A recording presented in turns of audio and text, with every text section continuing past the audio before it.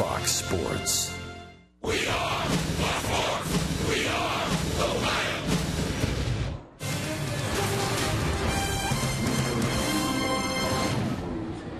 Beautiful weather night here in Pittsburgh as the Reds and the Pirates continue this get-together here in the Steel City. The Reds were a winner here last night.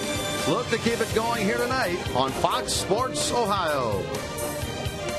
And hi, and a pleasant good evening, everyone, and welcome on this Wednesday night to Cincinnati Reds baseball. I'm Jim Couch along with Chris Welsh, who mentioned the Reds were a winner here last night, 7-1. The offense really kicked into gear. And Chris, one of the guys that did a good job last night and is doing a better job lately is the left fielder Marlon Berg. Well, you're right about that. You know, Marlon Berg got up to such a horrendous start, but what he did not do was panic along the way. He played every game like it was his last game. He hustled every ground ball out. He ran as hard as he could. He did the same preparation every game, and he figured it was going to come around. So there was no panic in his work.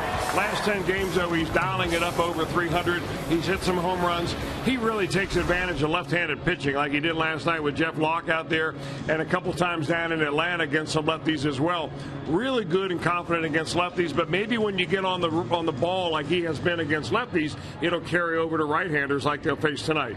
Take a look at the pitching matchup then for tonight's game. Mike Leake will go for a second win for the Reds, and on the mound for the Pirates, the reigning pitcher of the month in April for the National League, this Pittsburgh right-hander Garrett Cole. Well, two pitchers that really do it different ways. Cole's a big, burly guy, 6'4", 240 pounds. He averages nearly 97 miles an hour on his fastball as an average. I mean, I'll tell you what, the guy has lived up to the expectation of being the #1 draft pick when they got him out of UCLA. And another former #1 draft pick is on the mound from Arizona State. 2009, Mike Leake. He is on some kind of a roll himself. 8 innings of shutout baseball his last time out against the Atlanta Braves.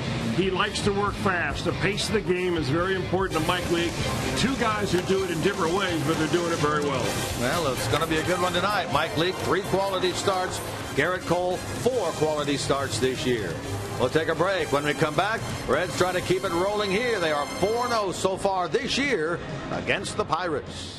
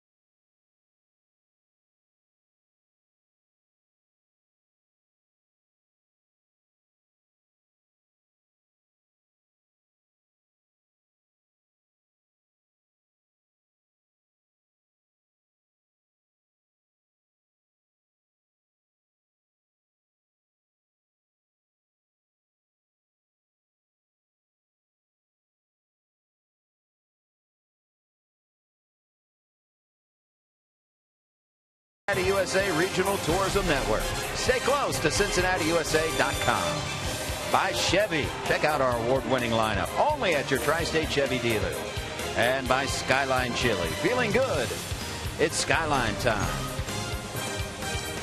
I'm Jim Day. Game 2 of a 3-game set. Reds and Pirates coming up on Fox Sports Ohio. Billy Hamilton last night, a couple hits, a run driven in. If you check out his numbers against the Pirates, well, you could say it's Billy ball time when he plays against the Buccos. He's your T-Mobile game changer. Career versus National League Central teams, you look at the numbers, and he's good against the Cubs and the Pirates, and particularly against Pittsburgh. .352 average after last night's 2-hit performance, and he has scored 21 runs along the way. That is certainly a game changer, and we know he changes the game when he's on base. Been a few games since he's had a steal. Perhaps that will come tonight as well. So we send it upstairs to the gentleman that will call the game, Jim Couch and Chris Welch. Well, thank you, Jim Day. As the Pirates take the field, led by Garrett Cole, their young right-hander at 24 years old. And Chris, I know you and Jim mentioned it in your pregame hit about Garrett Cole and how well he has done this year.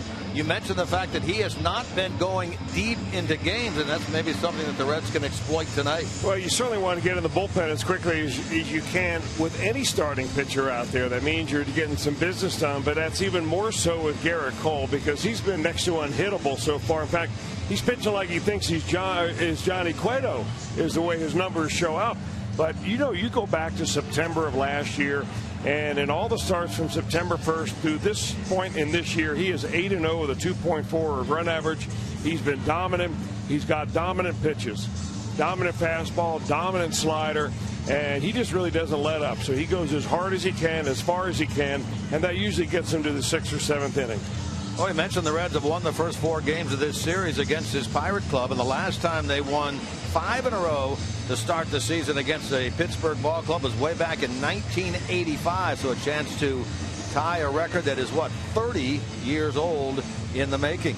Garrett Cole finishes his warm-up tosses. Brian Price puts out this lineup card tonight, brought to you by Meyer. Billy Hamilton, Marlon Byrd, and Joey Votto, the top 3. In the middle, it's Todd Frazier, Brandon Phillips, and Jay Bruce. In the bottom third, Christopher Negron getting a second straight start at short. Tucker Barnhart doing the catching for Mike Leake, who will bat 9th tonight. This right-hander, Garrett Cole, we mentioned at the top, is the pitcher of the month in the National League, starting at 4-0 with a 1.76 ERA. Last time we saw him was the last game of the season last year. That matchup as Johnny Cueto was going for his 20th win. He struck out 12, but Cueto got the big hit, remember, in the bottom of the 8th to drive in the winning run. Stayed in the game to get that hit. He did. And, you know, the Reds, one thing about facing a guy like Garrett Cole is that you know that pretty much everything you face tonight is going to be something hard. His changeup comes in at 89 miles an hour. So you dial it up a couple of notches and look for something quick. In, of course, at the corners of the Pirates defensively, Josh Harrison at third, Pedro Alvarez at first, Billy Hamilton batting from the left side, takes strike 1, and we are underway under sunny skies here in Pittsburgh at PNC Park. Hamilton last night, a couple of hits, 2 for 5. He was on base when Marlon Byrd hit the home run. He's quickly down 2 strikes and nothing. He's at .214 with a couple of homers. Drove in his 4th run of the year last night.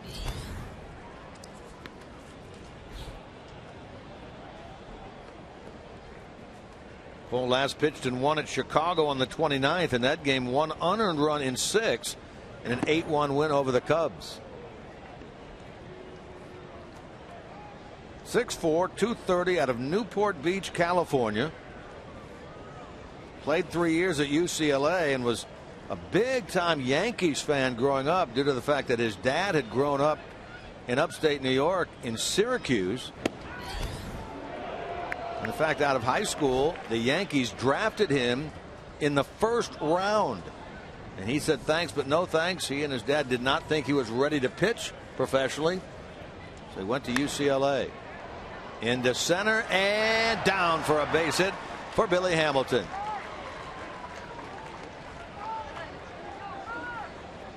Take a look at the Pirates defensively behind this 24-year-old Garrett Cole, brought to you by Ford. They line up like this. Marte is in left, McCutchen in center, Polanco in right. On the infield, Josh Harrison back in there tonight. Dung moves to the shortstop spot. Out of there tonight is Mercer. Walker at second, Alvarez at first. The battery of Francisco Cervelli catching Garrett Cole. Here's the man we talked about at the top of the broadcast, Marlon Byrd. Last 10 games over 300. Overall 193. If I'm not mistaken, first time we've seen Marlon in the number 2 spot this year after last night.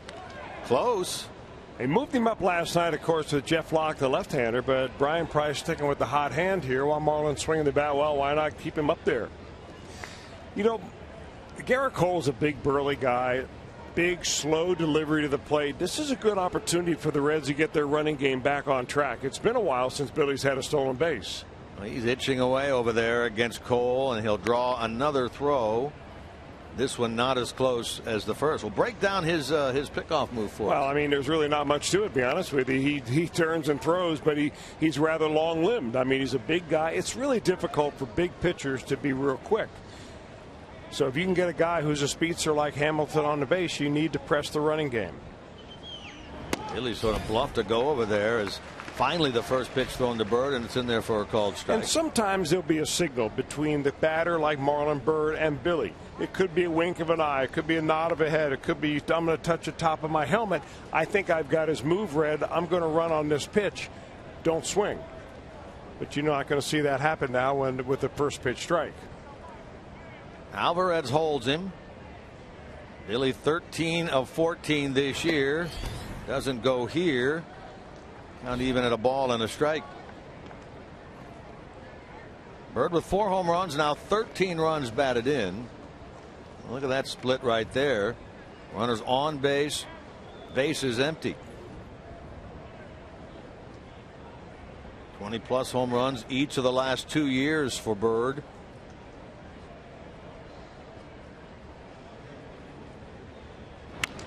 Marlin lines this ball to center. McCutchen is not going to get it. That drops for a base hit. So a good start for the Reds here. Single by Hamilton after falling behind 0-2. Single by Byrd. 2 on, nobody out for Votto. That really shortened his swing right here. Marlon Byrd is finally getting his hands ready, loaded up a little bit and ready to go. And he's a guy that likes that low fastball, and he's able to put the good part of the bat on it. Byrd now has 6 hits in 15 at bats on this road trip, which after tonight still has 5 games remaining. Reds split 4 in Atlanta, 1 here last night, 7-1. So here's Votto. Hamilton going to third. He's in there easily at third base. Down to second goes Byrd. That's a double steal by the Reds. Hamilton number 14, Byrd number 1. Well, the best shot really for the Pirates here is have Cervelli throw and try to get the back runner. The back runner always has to wait to make sure that he sees Billy Hamilton go, so Marlon Byrd doesn't get as big a jump. That's oftentimes your best shot at getting it out on that play. Hamilton got a great jump, didn't you think? Why even throw it? Reds stole 1 base last night. Now have 32 on the year. They only trail the Houston Astros going into this series in terms of team stolen bases. Votto on that pickoff, by the way, last night in the 3rd inning was technically charged with a caught stealing / pickoff. It was the 2nd time this year that the Reds have had a caught stealing. Hamilton the other.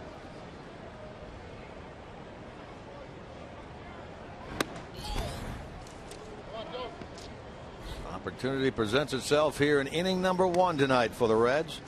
2nd and 3rd with nobody out. Votto so far this season hitting at a .364 clip with runners in scoring position.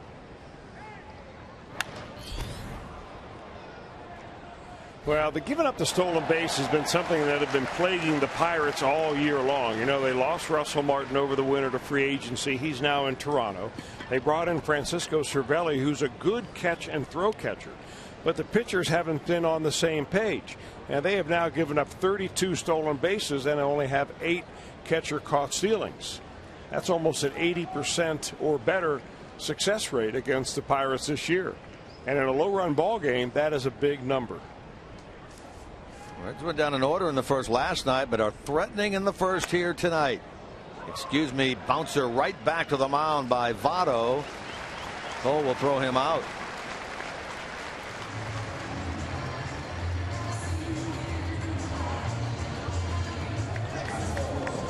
Hamilton stays at third, Bird at second. The batter now will be Todd Frazier. You know, the Reds had a couple of these opportunities last night where they had Jeff Locke on the ropes early in the ball game. A couple of great defensive plays by the Pirates kept the Pirates in the game.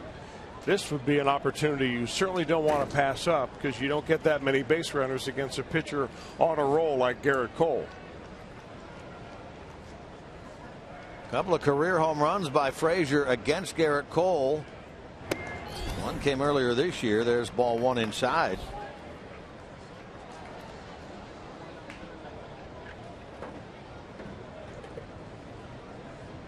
Todd at 224. 9 home runs, 18 runs batted in. Tied for tops in the league in long balls.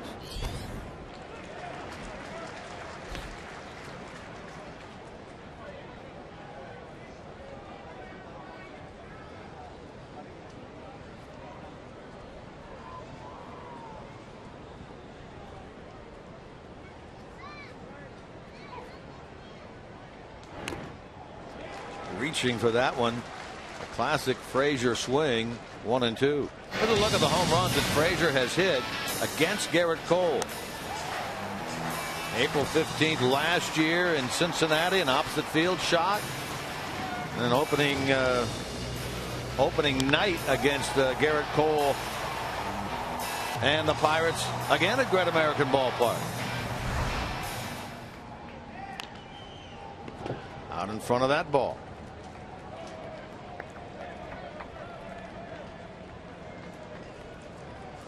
Now, these two matched up against one another.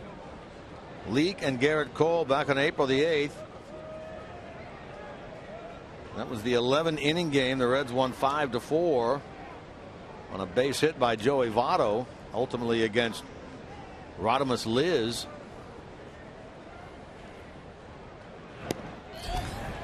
Did he go around? Yes, according to Chris Conroy, he did. Frazier will be tagged, and Frazier is out.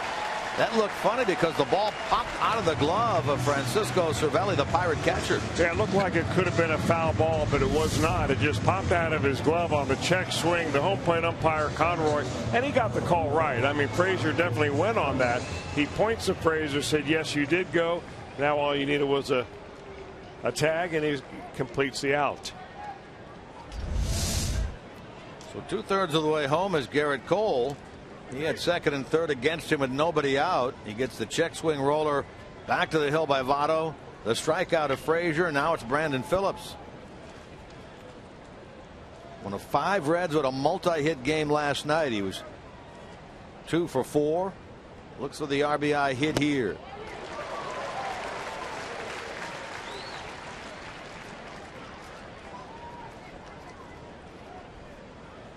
Cole, after giving up a couple of hits in this inning on fastballs, has now featured more sliders than anything else.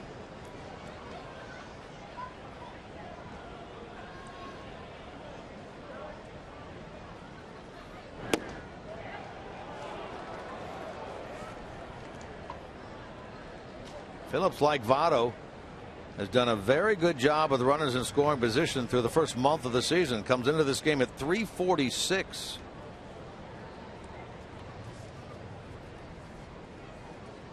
Hamilton at third, Bird out at second, now with 2 out.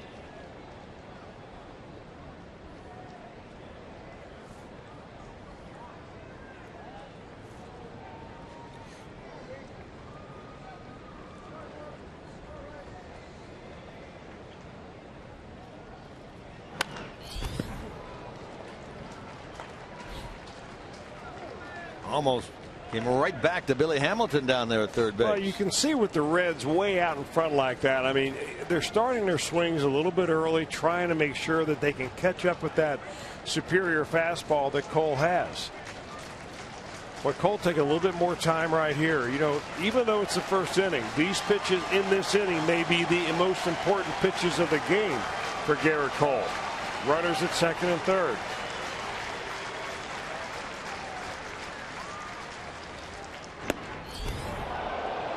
Good eye by Phillips. Count evens at 2-2. Bruce waits on deck.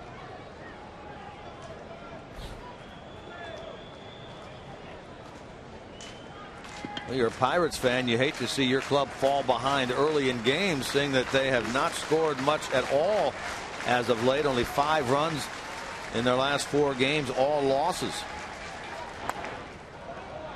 Phillips stays alive. A big spread in the sports page today here in Pittsburgh, talking about the Pirates' lack of offense, with the headline, "The offense just plain offensive in their recent run."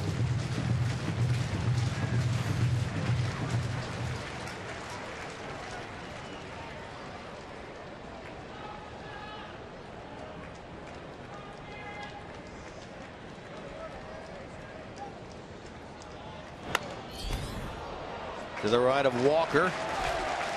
Garrett Cole works out of a big jam in the top of the first. Reds get him at second and third. Nobody out. Failed to take the lead.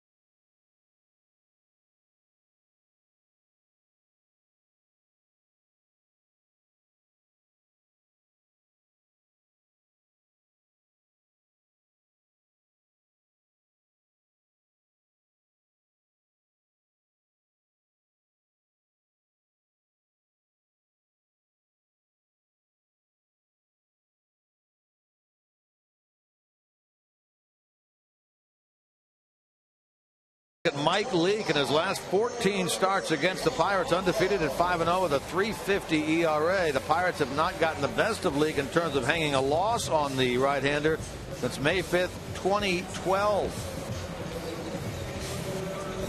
Elk and Elk storyline. Now Mike Leake takes the mound for the 6th time. 9 games over 500 in his major league career. This is start number 148 for Mike Leake, and he's really having one of his best starts ever.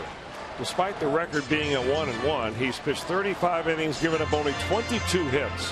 And the one thing that will really stand out about Mike Leake and the way he goes about his business, he tries to control the pace of the game, really tries to keep it going.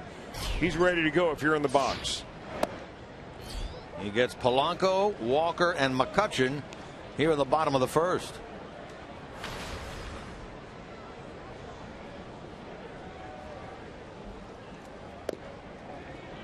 Polanco at 276 with a homer. He's driven in 7. Hitless in the game last night in 5. In fact, the top 3 in the Pirates order last night, 0 for 12.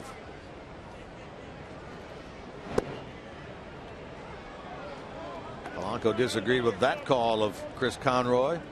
1 ball, 2 strikes.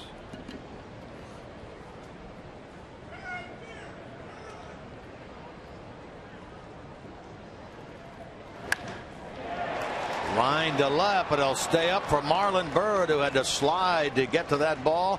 Did so successfully, and Polanco is retired. Take a look at the Reds defensive alignment, brought to you by Ford here on this Wednesday night. Byrd, Hamilton, and Bruce left to right. Frazier, Negron, Phillips, and Votto third to first. Leake being caught by Tucker Barnhart.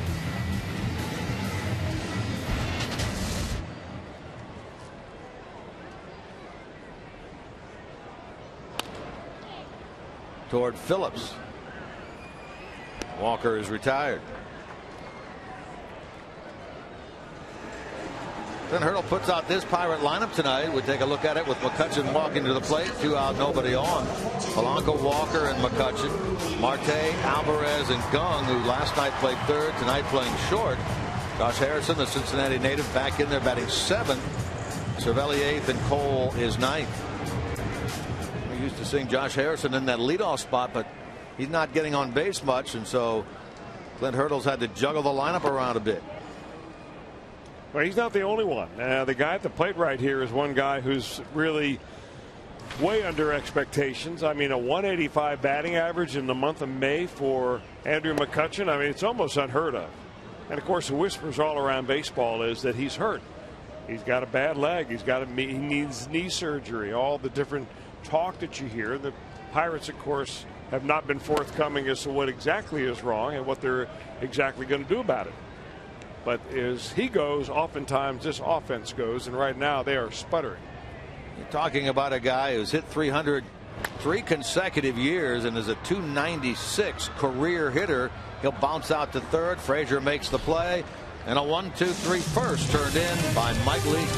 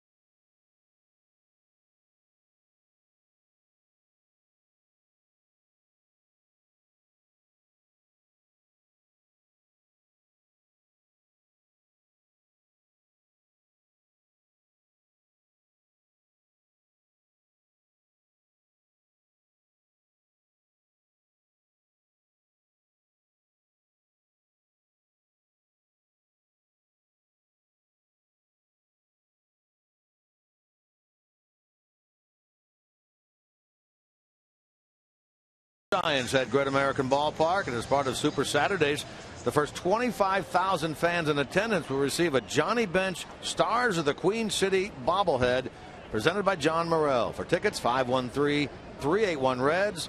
Visit select Kroger locations or go to reds.com/tickets.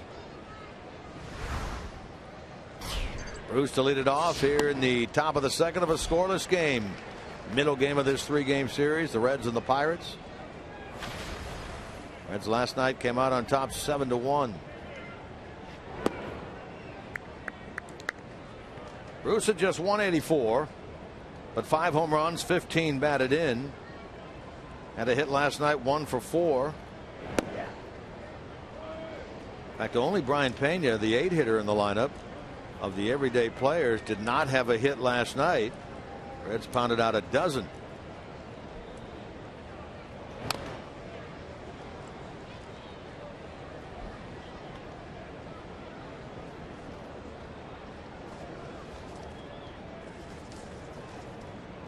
Mentioned Cole has the victory his last time out against the Cubs. Prior to that, at Arizona, a winner. He's also defeated the Brewers and the Tigers this year. His only no decision was his first start on opening night at Cincinnati on the 8th, when he allowed 3 runs, 5 hits in 5 innings in that extra inning 5-4 loss. For McCutchen, and the leadoff man for the Reds retired here in the second. You know, like most pitchers, it's very important for Garrett Cole to get that first pitch in for a strike. He has yet to give up a base hit yet this year on the first pitch of an at-bat. But when he goes 1-0, after that, the opposing team is hitting .333. After when he goes 0-1, look out, the batting average is down to 160. So, like most pitchers, but this is really a good example of why you want to get ahead of the hitter if you are a pitcher, even when you throw 97 miles an hour. So I guess that's why you guys, and I say you guys, I mean pitchers, answer the question, what's your best pitch? And you answer strike one. You better believe it. Swinging bunt to third, and a nice play down there by Josh Harrison as he gets Christopher Negron. Yeah, this is one of the things that impresses you about Josh Harrison is that it doesn't matter where you put him defensively, infield, outfield, all around the infield, it doesn't matter. He figures out a way to get the plays and get them done. Negron runs. I mean, he is about the second fastest runner on this Reds ball club. So he had no time to waste. Tucker Barnhart against a shift lines it into right field. Tucker had a home run in his last start. That was on Thursday in Atlanta. And he hits this ball hard into right. That is the first hit that Garrett Cole has given up this year on the first pitch thrown to a batter. Came into tonight's game 0 for 10.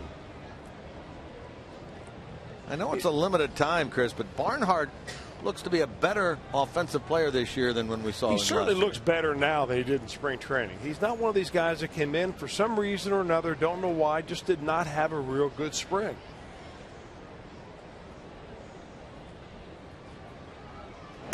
Batter now is Leake. First pitch swinging, cracks it into right field, but Polanco is the man on the spot to make the catch, and so the Reds leave their first runner of the second and have left 3 in the game.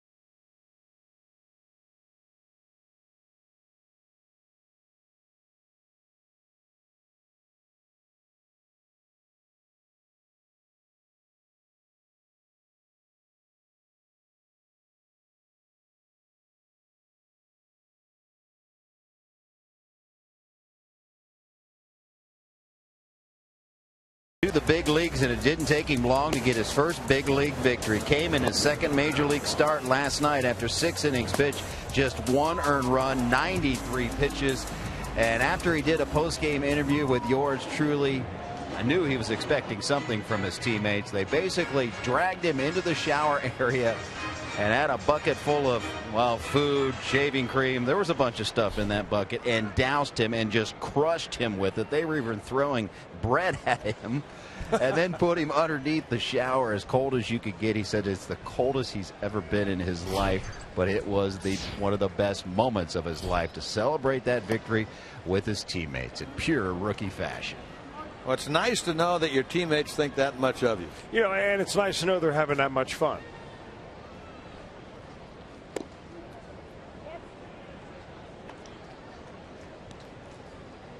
So Lorenzen gets his first victory last night. It means he will work in the White Sox series in the finale of that one.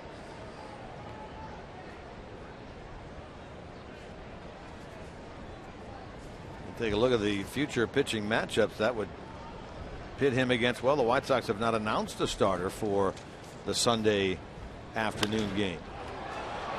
In the air to center. Hamilton has a beat on this ball off the bat of Marte. And the leadoff man is retired.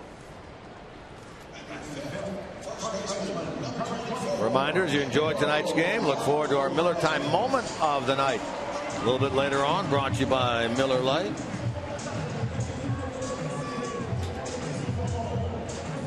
Here's Pedro Alvarez.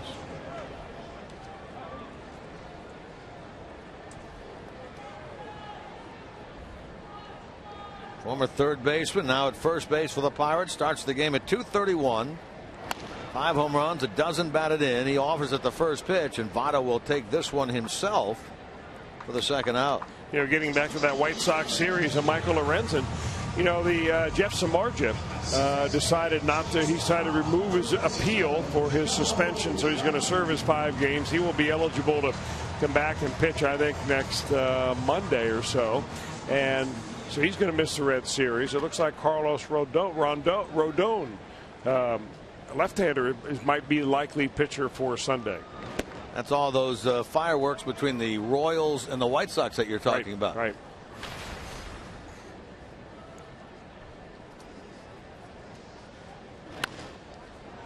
Slowly hit to third. Frazier tried the bare hand pick, but came up empty on that ball. And a 2-out base runner for the Pirates. Probably going to go as a base hit right here. This is a difficult play for a third baseman. Anytime the ball is still rolling and you try to barehand it, you really have to watch that ball right into your hand. It's a very difficult play anyway. And sometimes you kind of reach down, it doesn't take the bounce you expect, and it goes right off your thumb or your finger. And they have a 2-out base runner. Jung Ho Kang did not get a hit last night while playing third, but did walk twice. Gets another start here today and has himself an infield single. Well, we're seeing these Pirates go up there swinging early in the count against Leake. Both the Reds and the Pirates are very anxious teams. They like to swing early in the count. They don't have a lot of players on either team, with really the exception of Joey Votto, that likes to work the count and go deep into the count.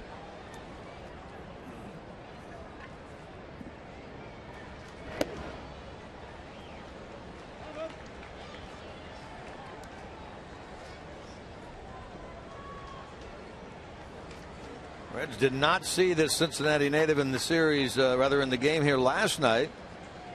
He went 3 for 12 against the Reds in that opening 3-game get-together at Great American Ballpark.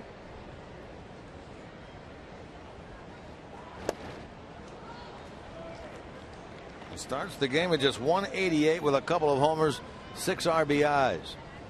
He had the pleasure of signing that 4-year, $27 million deal that first weekend of the season in Cincinnati. Long-term deal he signed with the Pirates after finishing second in the National League and hitting last year at .315. Phillips to his left, and he throws out Harrison, and Leake works around the 2-out infield single by Kang.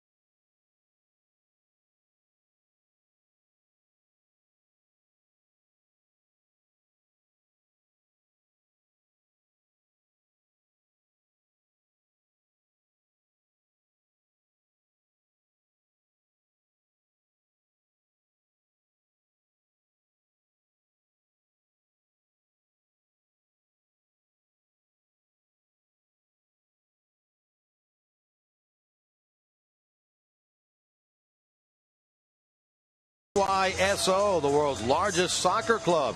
Go to ayso.org/play to find your region and sign up for your fall team today. Scoreless game here in Pittsburgh through 2. Garrett Cole had himself some trouble in the first inning. Gave up a hit to Hamilton, followed by a hit to Bird and a double steal. Reds had them at second and third, nobody out, but failed to convert.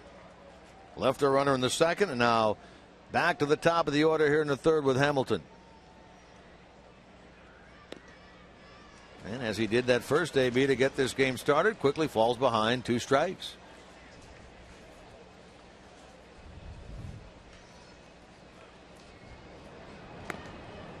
Billy, by the way, with that stolen base in the first inning, ended a stretch of 7 consecutive games, not only without stealing a base, but without attempting a stolen base, closing in on his career long in that department of 9 consecutive games. He did that last year.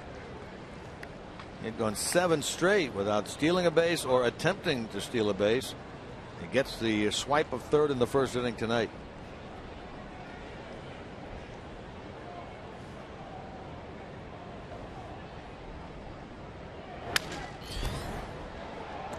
Caught by Gung, moving to his left, the Pirate shortstop.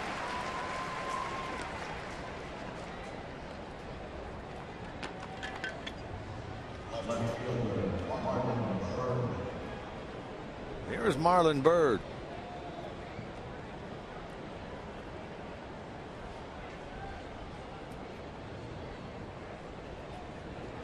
Base hit into center his first time. Back into that double steal along with Hamilton.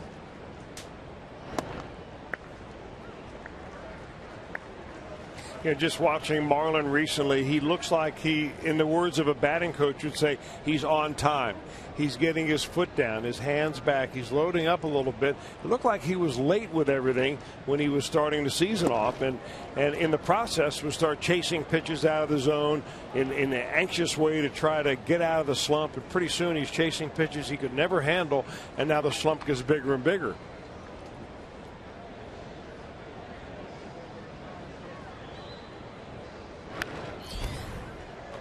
Still trying to get that average above the 200 mark. He started at 193. Actually, with that hit, he's now at 202, so good for him. Moment in the game last night, we mentioned at the time, he becomes the first player to homer at PNC Park for 4 different teams, including the Pirates, the Cubs, the Pirates, the Phillies, and last night the Reds.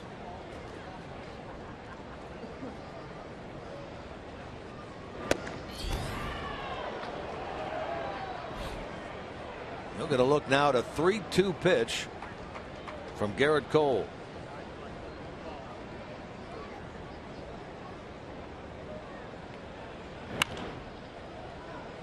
Foul ball.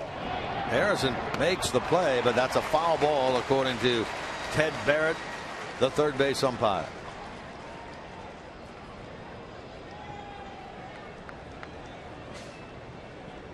Finale of this series is also a night game here tomorrow night. Anthony DeSclafani against A.J. Burnett. You talk about 2 pitchers at the different ends of the spectrum in terms of their careers.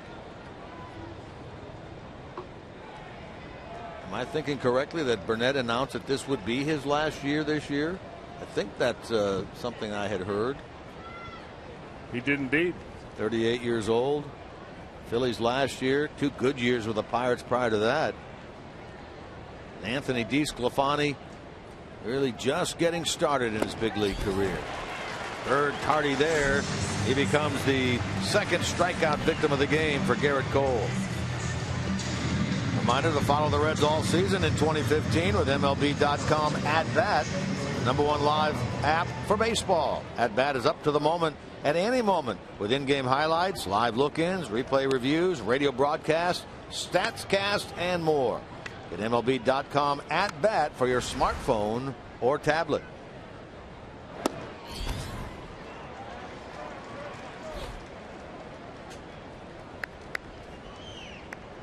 Cole got right in on the hands of Votto his first time on a check swing and a comeback to the mound. Joey was up there at the time with second and third, nobody out, and that's where he goes that time as well. If you throw hard, that's a good spot to get it, because in order to hit a pitch that is inside, you've got to hit that pitch out in front of the plate, which means you've got to be even earlier on it than you do pitches that are low and away. So a lot of right-handed pitchers can't get it in there on Joey Votto, but Cole can. He did it there. That's a foul tip hung on to by Cervelli. And an impressive top of the third for Garrett Cole.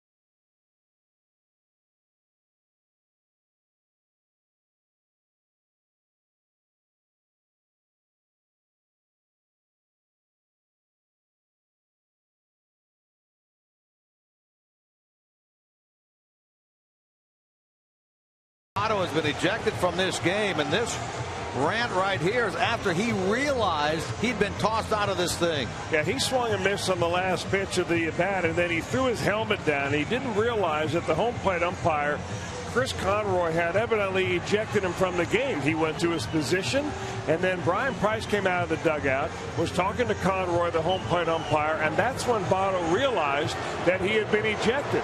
Here's the pitch first. Let's go back and retrace the whole thing. The swing and a miss, no controversy there. But when you throw your equipment, you are subject to ejection. And that's what Conroy did.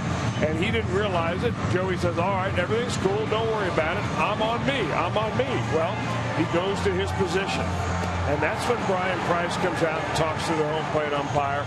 And now Votto realizes he's been ejected, and here he comes. And the question is, does he bump the umpire?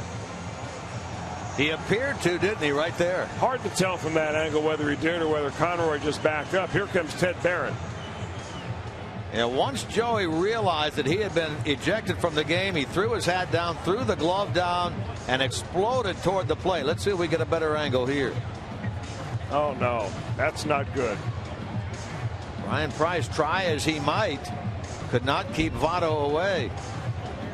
I want to go back, though, Chris, to something that you said. When you throw your equipment, you are subject to ejection, not automatic ejection. I don't believe it's an automatic ejection. I'm going to have to look that rule up, Jim, but I don't think it's an automatic ejection. But you are subject to it upon the interpretation of the umpire, I believe. We'll get a clarification on that, but that's not good, especially when you bump an umpire, even if you didn't mean to. And they're discussing it right now. Chris Conroy, the home plate umpire, on your right. Ted Barrett is the crew chief on your left. And Brian Price came out to make some changes to the lineup, and that's when Votto realized what happened. You know, we saw Votto appear to be exchanging words with someone, and I don't know who it was, but he appeared to be saying, as you did, Chris, it's on me, not on someone else. Let's go downstairs to Jim Day, who has more. Jim? He was having words with Garrett Cole when he was coming off the field. Garrett Cole thought that some of that reaction was geared towards him, and Votto turned to him and said, "No, that's on me. That's me. It's not you."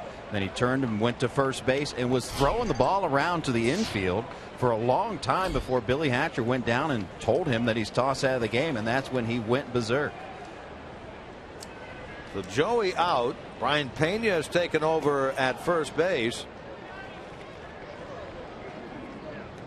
And this is a scoreless game here in the bottom of the third. If that had been a called third strike and we thought that Votto may have been upset with the umpire, that's one thing. But he swung and missed at the ball, actually foul tipped it into the glove, and was upset with himself as we saw him express that to Garrett Cole. I have a hard time believing that Chris Conroy would throw him out of the game for that. Well, let's go back and look at the pitch by pitch. It was a 3-pitch at bat. Garrett Cole pitching, Joey Votto. That's the first pitch evidently that Votto didn't like. You can see the reaction right there. No balls and a strike.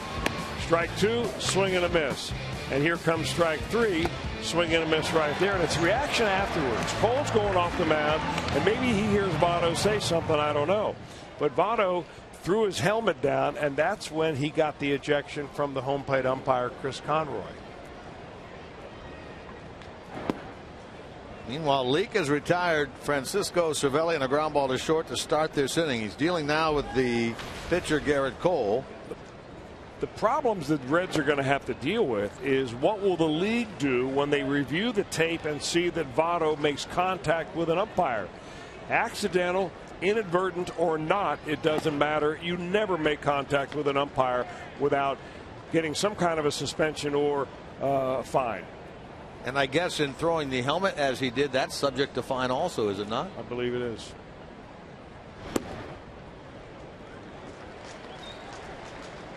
Three balls and a strike now from Leake to Garrett Cole. Top of the order featuring Gregory Polanco waits on deck. In case you missed it or just tuning in, Joey Votto ejected from this game after striking out to end the top of the third. Frazier's going to have to hurry, and it's not in time.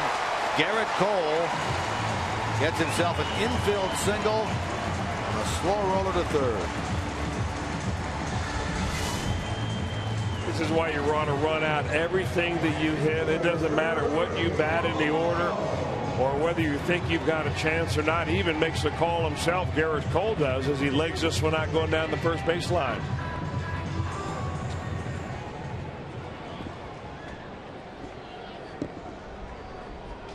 Well, look at that stretch. Nice work there by Garrett Cole.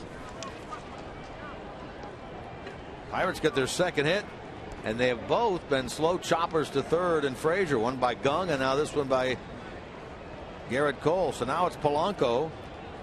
Lined hard to left his first time, and a ball caught by Bird.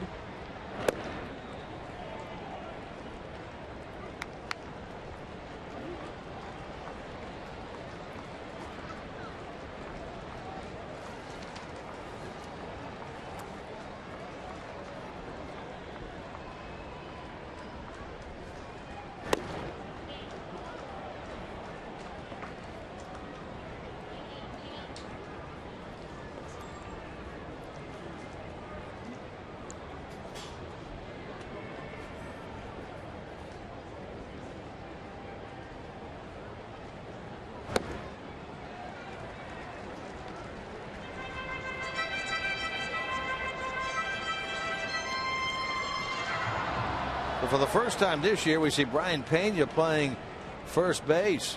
The only game that Joey Votto set out, Christopher Negron played first base. It's not an unfamiliar position for him with Cincinnati. Last year, because of the Votto injury, he made 45 starts over there at first base, did Brian Pena, and did surprisingly well over there. You know, when the Reds acquired him last year, they never ever thought in their wildest dreams that he would have that many starts playing first base. He's a ball player. It doesn't matter where you put Brian Pena. Strike 3 call. Good looking pitch right there. You know, that's that two-seam fastball that Mike Leake has really been able to perfect. You throw it just off the plate. You have enough backspin on it that it comes back and touches the inside corner, and he gets in the perfect spot. The Leake gets his first strikeout in the second out of the inning, and now is an out away. Neil Walker stands at the plate. Hang a zero here in the bottom of the third.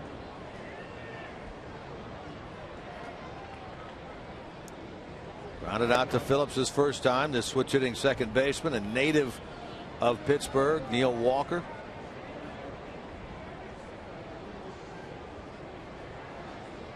Talked last night about the fact that his power side is definitely this side. 23 of his 25 last year came batting left-handed.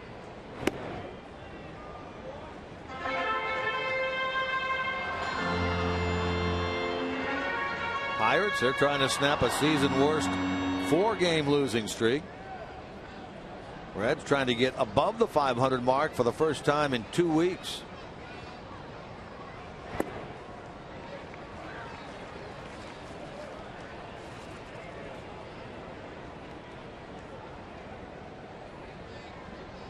Reds won 2-1 on the 22nd of April behind Johnny Cueto in his first win to go to 8-7. That's the last time they have been above 500. To Leake off the bat of Walker, and Mike is through the inning, gives up the infield hit to his counterpart, but we're through 3 scoreless in Pittsburgh.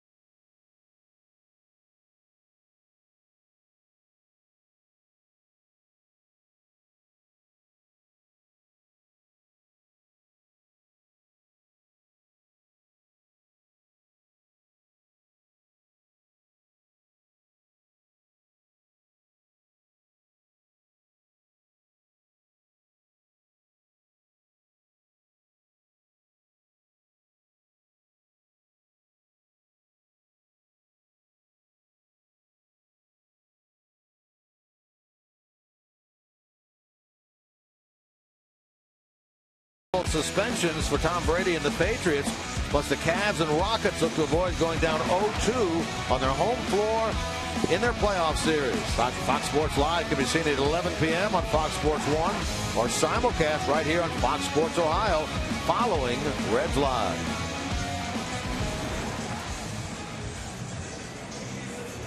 Scoreless game through 3 here in Pittsburgh. 3 hits for the Reds, 2 for the Pirates. Reds have stranded 3, Pirates 2. Big news of this game thus far, the ejection of Joey Votto coming in the top of the third after a strikeout ended that inning. Again, he did not realize that he had been thrown out by Chris Conroy. He was down at first base throwing ground balls to the infielders when Billy Hatcher informed him of that. He did a dead sprint to the home plate area, bumped the umpire Chris Conroy, had already been ejected, and as Chris alluded to, now we'll have to wait and see what kind of fine / possible suspension comes out of bumping the umpire. Todd Frazier will lead off here in the 4th inning. Frazier, a strikeout victim on a 3 recorded by Garrett Cole so far in this game.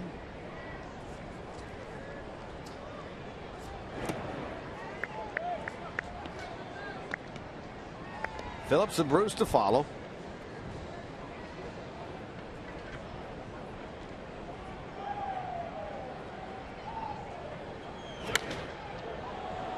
Todd hits it high, deep into right center. McCutchen going back. McCutchen looking up. That ball is off the top of the wall. There's Frazier rounding second. Frazier hustling to third. Frazier is in there with a slide and a leadoff triple here in the fourth inning.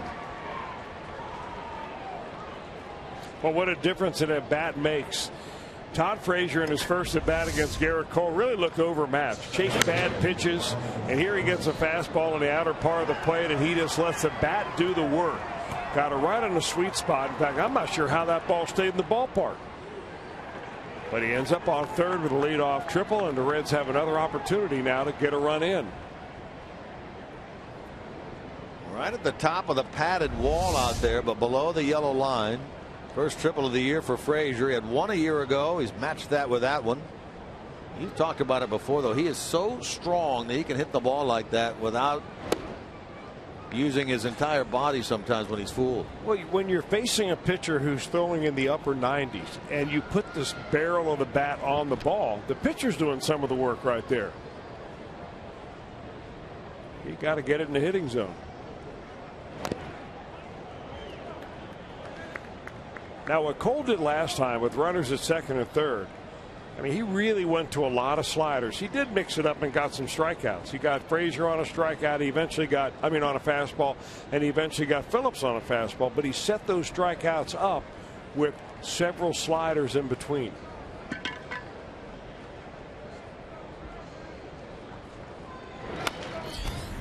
Slowly to third. This ball's going to roll and roll and roll, and the fair ball came right up next to the base. RBI single for Brandon Phillips. Reds on the board here in the fourth inning. Well, Josh Harrison had no choice right there. You figured that if he picks the ball up, he might have a chance of getting Brandon Phillips at first base, but there's no guarantee. Phillips still runs pretty well, and he got out of the box quickly. So let it roll. And that nice, thick western Pennsylvania grass holds that baby right in fair territory. You couldn't have placed it any better had you tried. So an RBI hit for Phillips, his 14th run batted in. 1-0 Reds lead here in the fourth inning. Now they will try to add to that with Bruce stepping in there. Jay flied out to center his first time.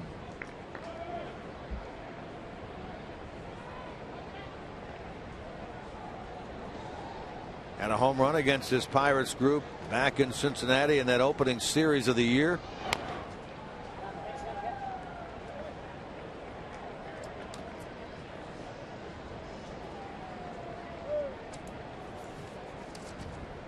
That home run came on opening day for Jay against Francisco Liriano, pitcher the Reds will not see in this series. A.J. Burnett tomorrow night.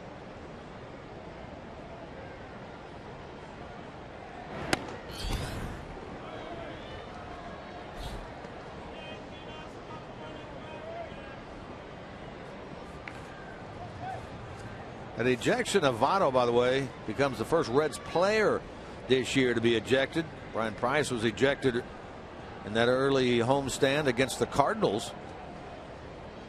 Remember when he's arguing on that hit by pitch of John Jay in the 8th inning, when there had been no call by the umpire as to whether Jay had been hit or he had not been hit.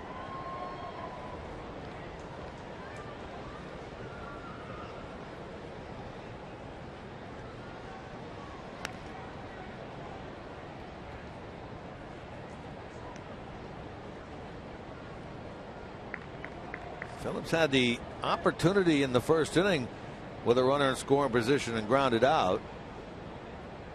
Same opportunity here in the fourth, and he gets the infield single and RBI. Broken bat against the shift. Out at first. There goes Phillips trying to hustle over to third. He will get in there. That's just a hustling play by Brandon Phillips. Notice that third base was uncovered and kept running all the way.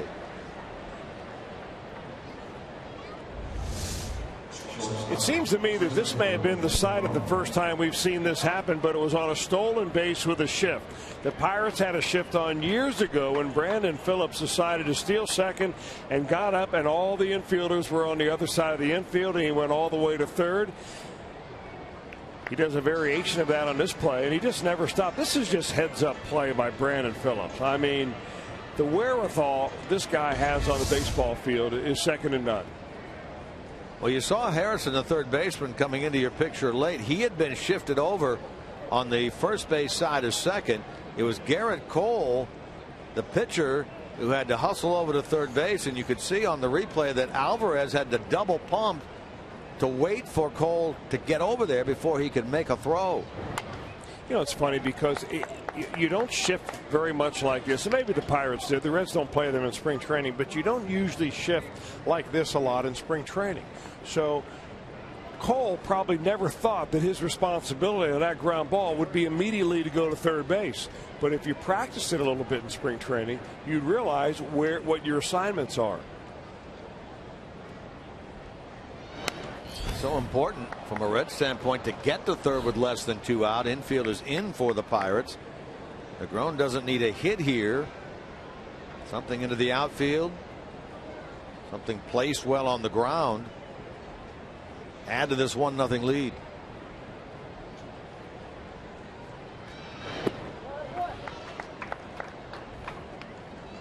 Broken 0 for 23 with a single in the left field in the 9th inning last night. Later scored as part of that 3-run 9th. Makes a second straight start at shortstop here tonight.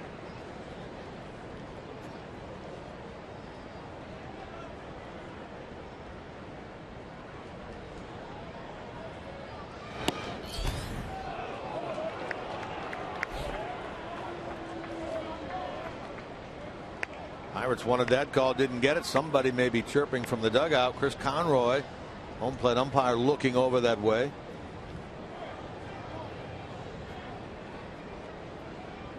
Clint Hurdle.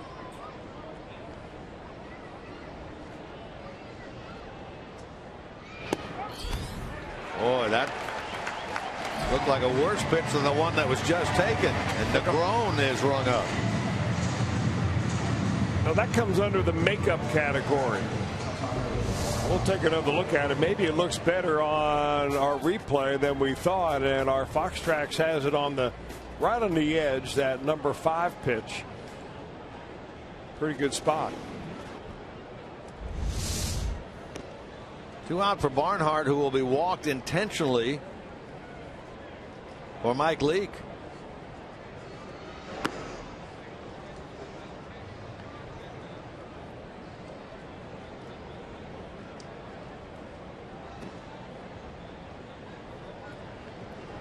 This will be the first walk issued by Cole. Mike Leake, of course, a very good hitting pitcher, will have an opportunity with runners at the corners and 2 out. How about our IGS bringing the energy feature for tonight? Remember Thursday in Atlanta. First it was Barnhart leading off the 7th inning against Shelby Miller. Home run followed up by Mike Leake and a home run. And they go back to back in Atlanta on Thursday night. Our IGS bringing the energy feature. First Reds catcher and pitcher to go back to back since Benito Santiago and John Smiley in 1995.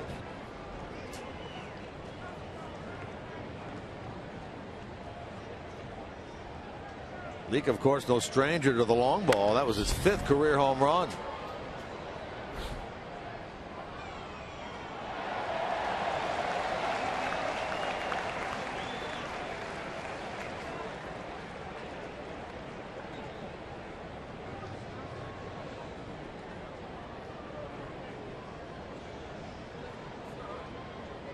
A home run did Leake against Garrett Cole last year.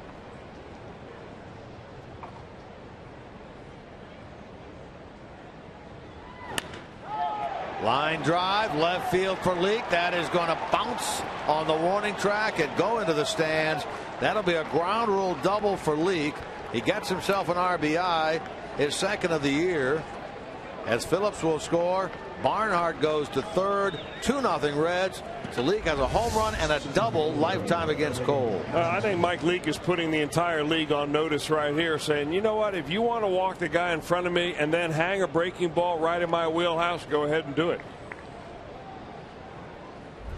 He was a real good hitter in college, and he continues to swing the bat probably better than any pitcher in the National League. Third time up now in 4 innings for Billy Hamilton.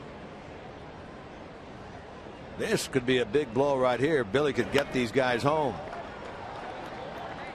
Triple by Frazier. Infield single and a roller to third by Phillips made it 1-0. Ground out by Bruce, and great hustle by Phillips going from first to third on the ground ball against the Pirate defensive shift. And then the intentional walk to Barnhart and the ground rule double by Leake.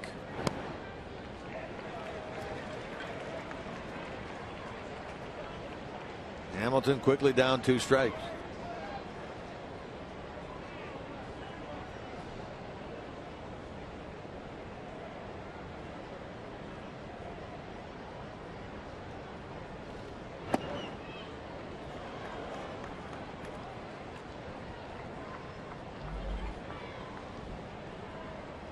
That pitch count now for Cole already at 75 here in the 4th inning. Well, we mentioned early on in the pregame showing and then in the open how Cole is really only a 6-inning pitcher.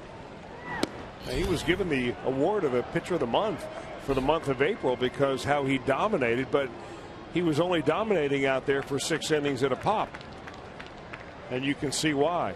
He misses a lot of bats, so he gets a lot of swings and misses. He doesn't have a lot of at bats where he only has 1 or 2 pitches where he pitches to contact. Hard hit, but to the shortstop, and Gung will throw out Billy Hamilton. So the Reds settle for 2 here in the top of the 4th and have the advantage going into the home half of the inning.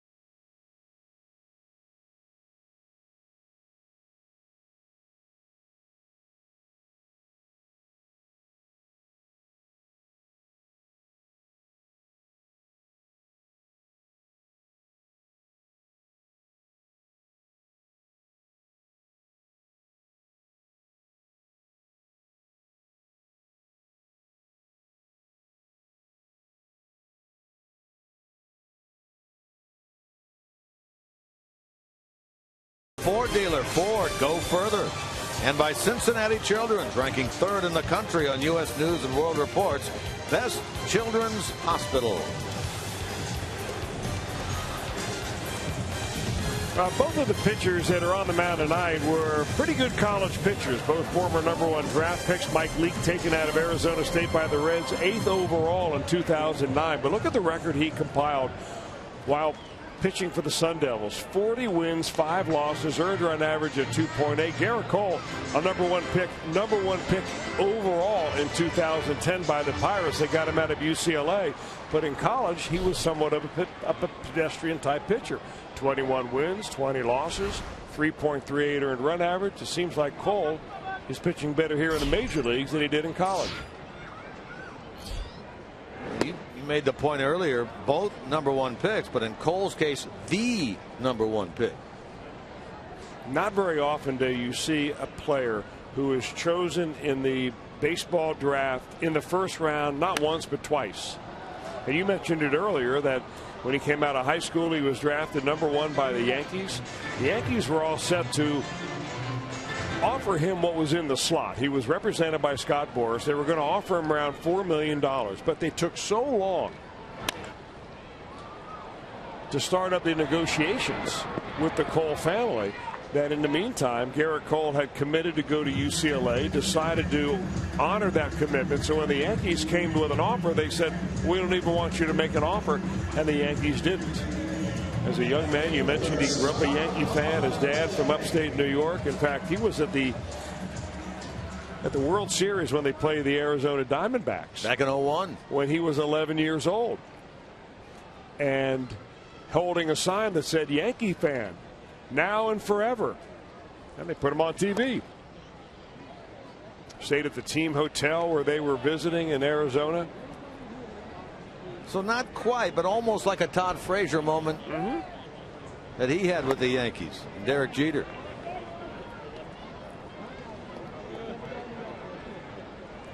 Frazier's, of course, coming in the Little League after his team won the Little League World Series. Tom's River. Here's Frazier at the edge of the grass, and he will throw out Starling Marte. So a 5-3 on this one. A 6-3 against McCutchen.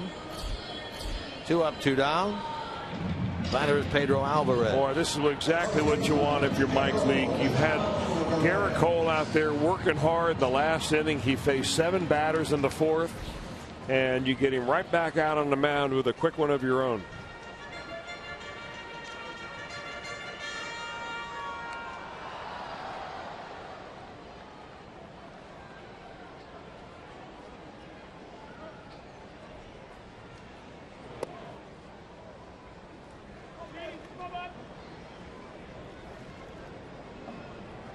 Depending on what Leake does here with Alvarez, there could be a differential in pitches thrown through 4 innings of 30 pitches between these two guys tonight. Cole's at 77 through 4. Leake right now at 44, 2/3 of the way through this inning.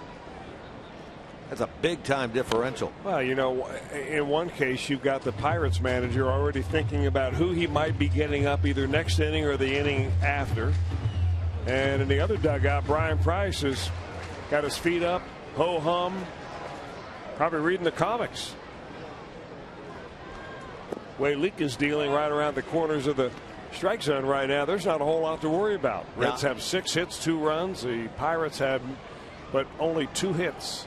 I'm sure if we took a shot at Brian Price right now, he'd be doing exactly what you said, reading a comic book. Phillips against the shift. Inning over. So 47 pitches through 4 innings for Mike Leake, 30 less than Garrett Cole.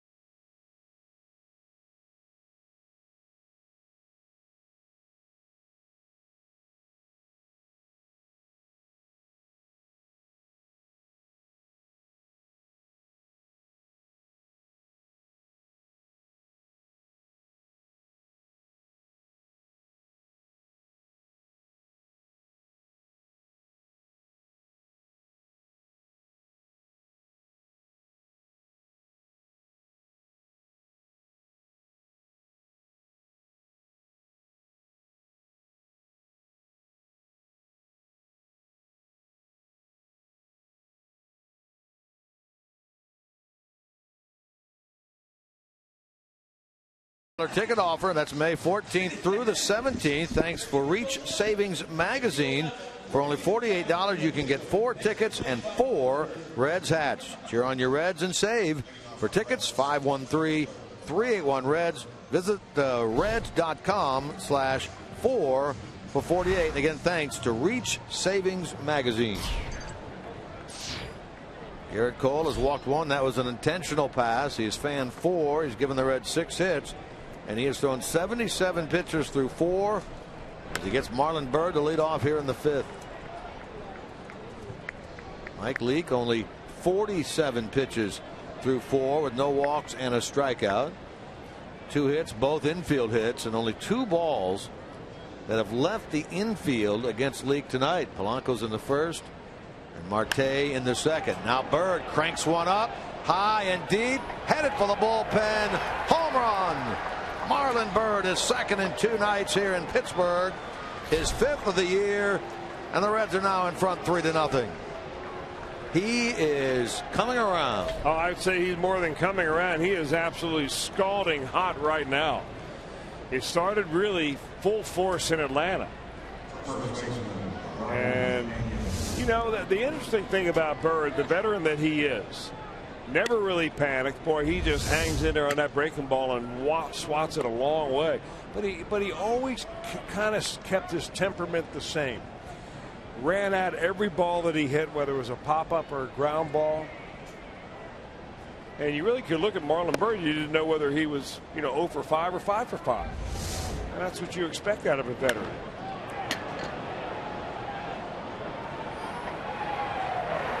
They scattered in the Reds bullpen watching that ball come down. Pena into the shift, and Harrison, the third baseman playing over there, makes the play. That technically goes down 5-3 on Brian Pena. First out of the inning. About to say before the Byrd home run, in case you are interested or keep track of these kind of things, the ejection of Votto is 5th of his career and his first since 2010.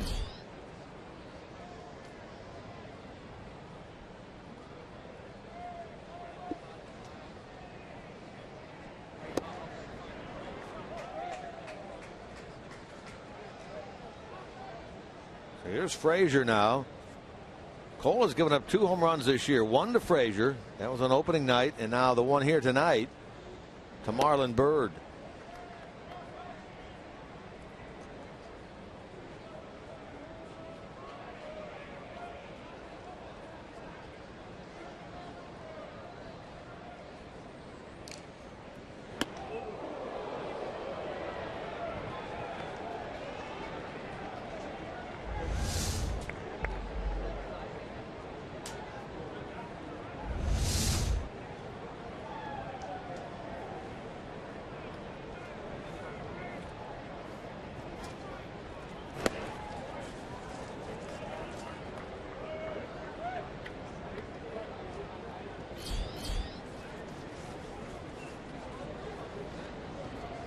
Phillips, who had the RBI single, the roller his last time, waits on deck. Frazier draws the walk. 2nd of the night by Cole. Remember to follow every Reds game here on Fox Sports Ohio. Make sure you stick around then afterwards for Reds Live Postgame, brought to you by Performance Kings Honda. That's a complete recap of Reds baseball each and every night, including interviews from the clubhouse. Reds Live Postgame, brought to you by Performance Kings Honda.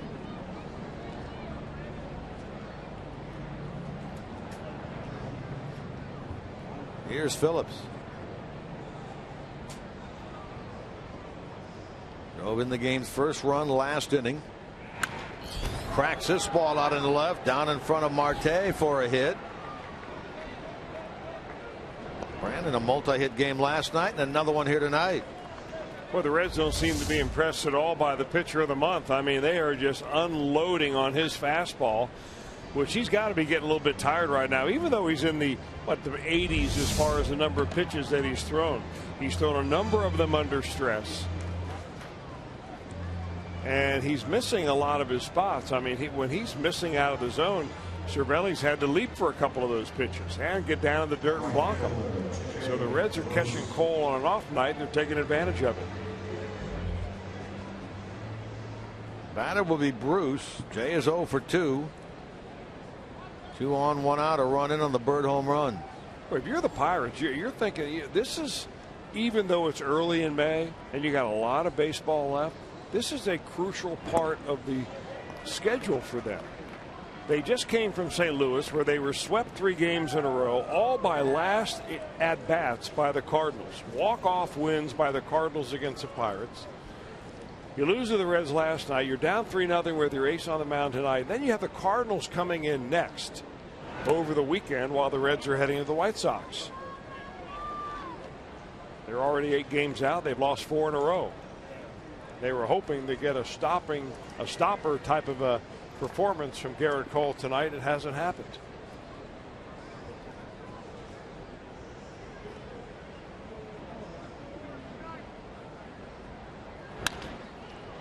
To the right of Walker. They get an out at second, and they will get another at first. That's a 4-6-3 inning ending double play, but the Reds add to their advantage on the 5th of the year by Marlon Byrd. And it's 3-0 Reds in the middle of the 5th.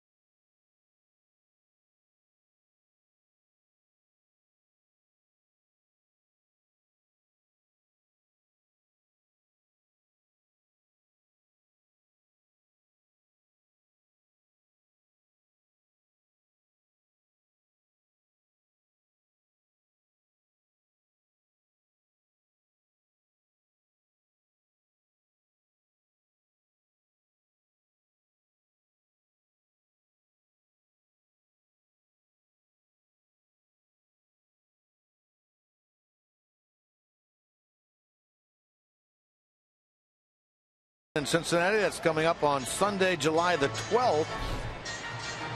Tickets are available online at allstargame.com. The All-Star Game, of course, is the 14th. All the activities at the ballpark begin on the 12th. Among other things going on that day, the Futures Game. Last year, Jesse Winker, playing at Double-A right now for the Reds, played in that game. In fact, he's played 2 years in a row, I believe. Leake working with a 3-0 lead. He faces Jung-Ho Kang, who had an infield single his first time to lead it off. Negron to his right. High throw, and that pulls Pena off the bag. Kang on for the second time in a row.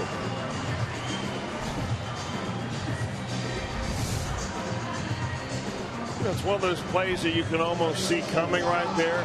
It looked like Negron had all day long, and he did, but when he got the throw, he just kind of tilted his shoulders, and he never got his shoulders leveled out to finish that throw to first base. Ryan Price today asked about Negron playing shortstop. He says, I haven't personally seen him play there that much, but others have told me it's maybe his best position.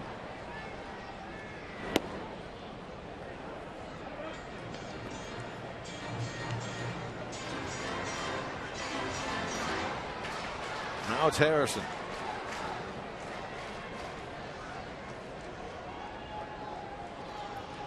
First time in the game the Pirates have had the leadoff man on.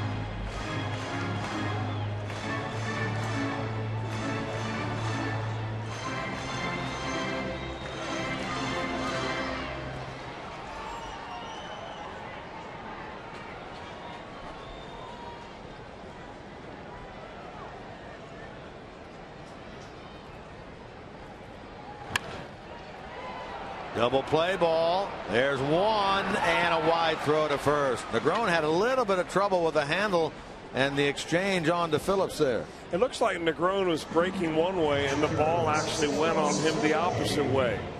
Ball was hit towards the shortstop side and Negron was moving towards second base, so he had to backhand that ball and the underhand was just too high.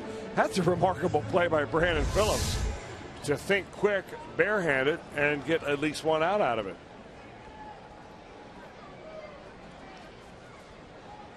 So the batter now, the catcher, Francisco Cervelli.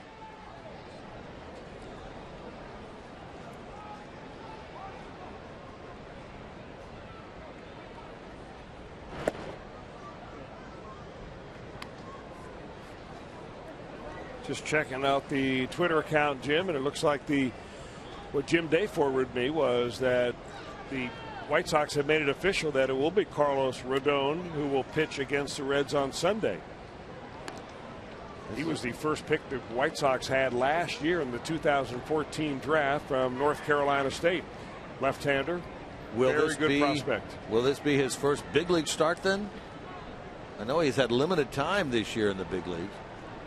Oh, you know what? Excuse me. He's pitching Saturday, not Sunday. No, he's been in 3 games. But no starts? Has not had a start yet. So Saturday will be his first start. Okay.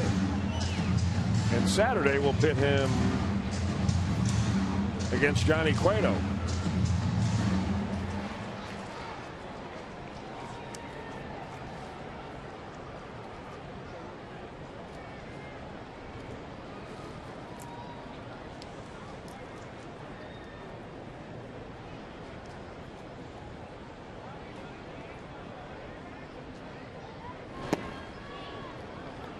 Breaking ball called a strike to Cervelli. He's at 1-2. The pitcher's spot is next, and Cole is in the on-deck circle.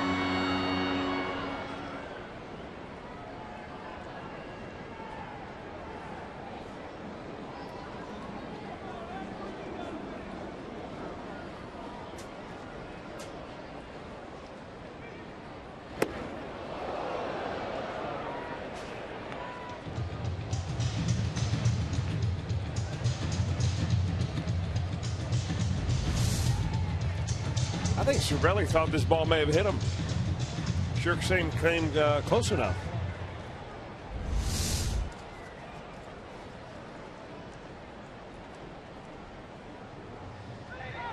Runner taking off. Negron will backhand and fire. High again, but a Pena stretch at first base retires the Pirate catcher.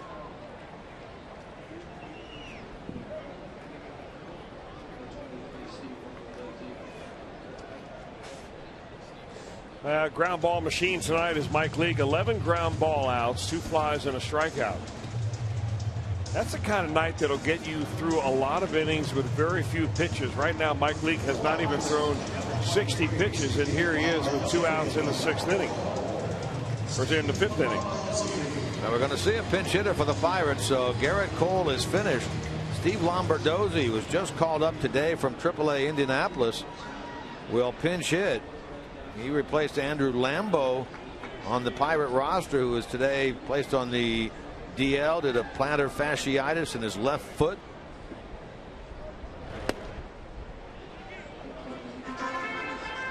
Lombardozzi off to a very good start with the Indians at .379, second in hitting in the International League. And over 400 in his last 11 games there. Off the mound, Leake. He'll put the tag on. Lombardozzi is out. And the inning for the Pirates in the bottom of the 5th comes to an end.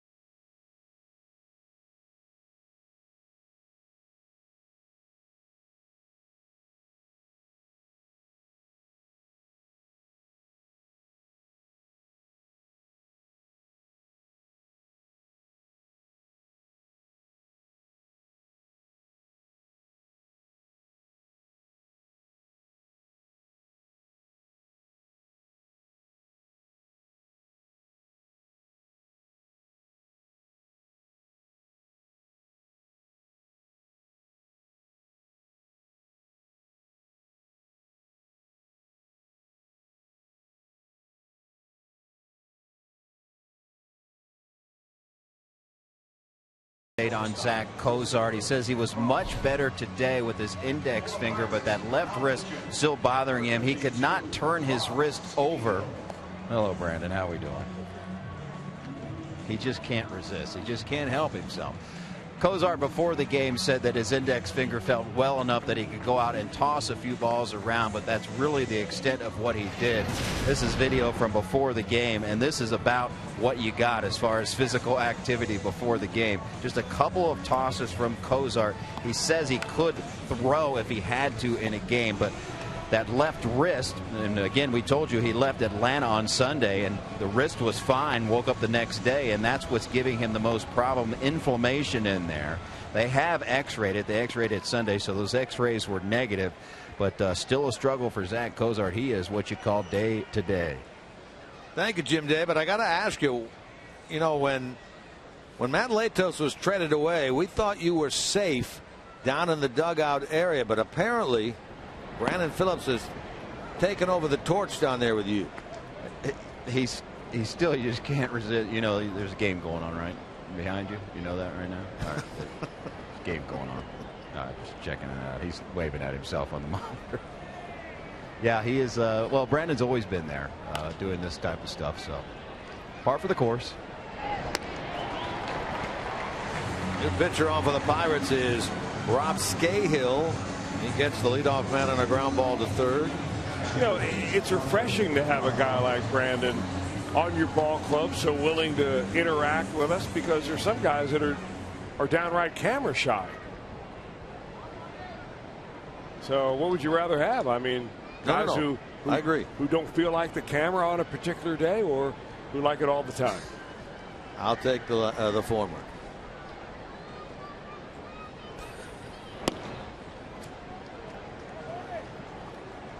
Barnhart has been on twice.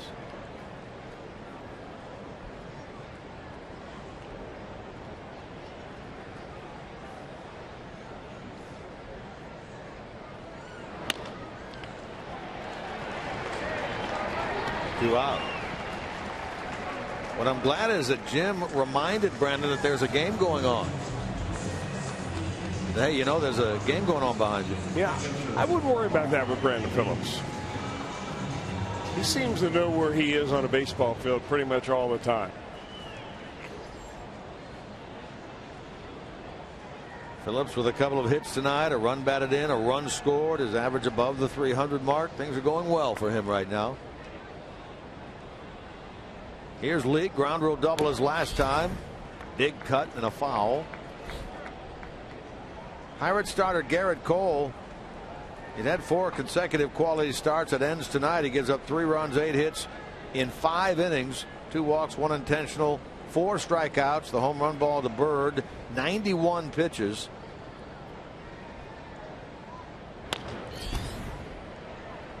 Gong gets Leake.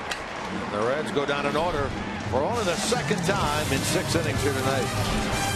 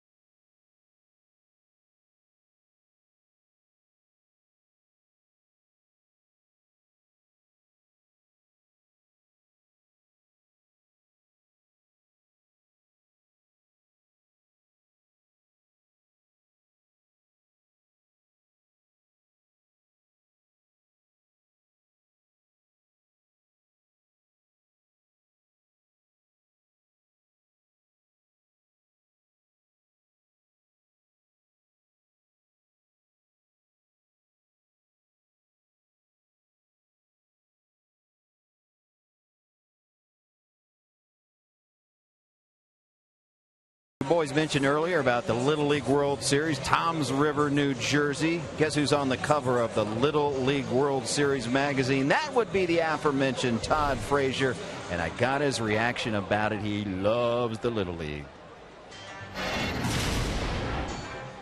Back in '98, it was one of the greatest years for me.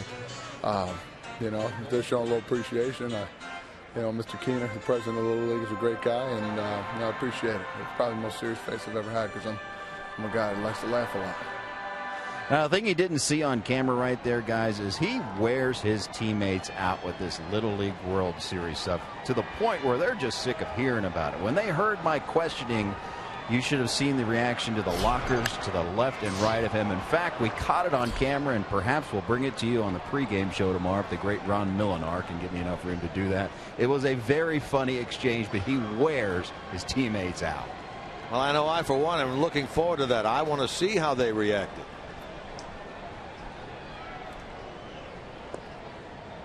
Yeah, but that smile that Todd Frazier had when Jim Day brought it up, I mean, that is a genuine, that's a smile of a 12-year-old, you know, clicking back in your memory, thinking of what it was like in Williamsport.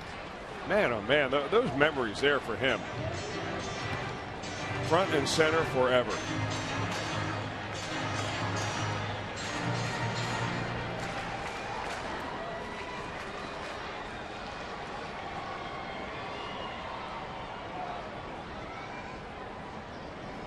Nice to see him cap that off with a World Series title, wouldn't it be?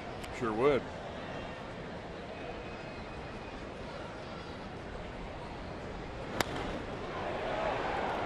That ball scalded off the bat of Polanco, but foul.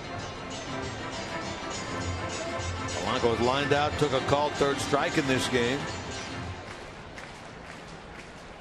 Mike Leake dominant tonight, leading 3-0 here in the bottom of the 6th.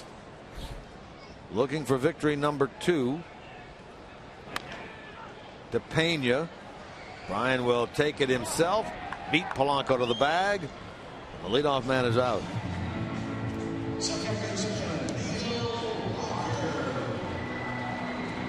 Leake has always been, throughout his career, this is his 6th year in pro ball, 6th year in the big leagues.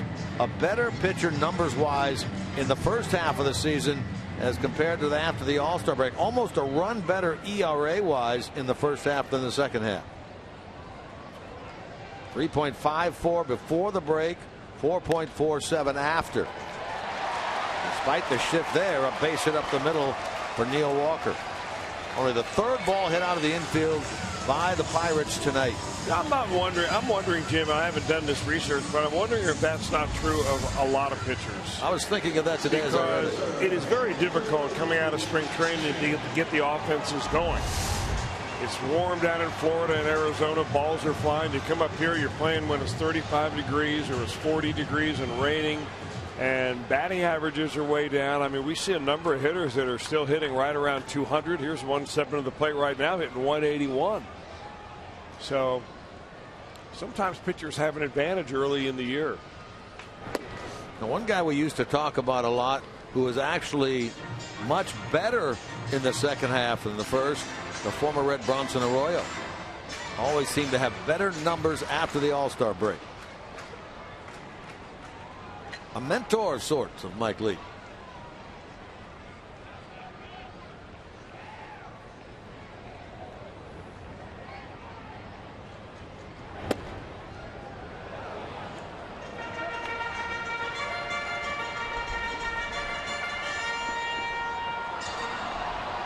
McCutchen tonight twice has grounded out.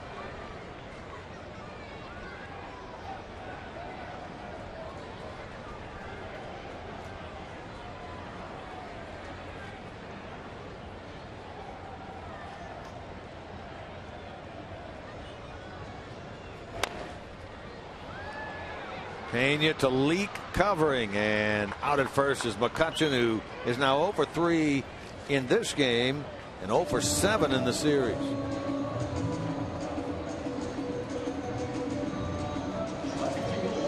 He just doesn't have the same zip, the same snap in his step.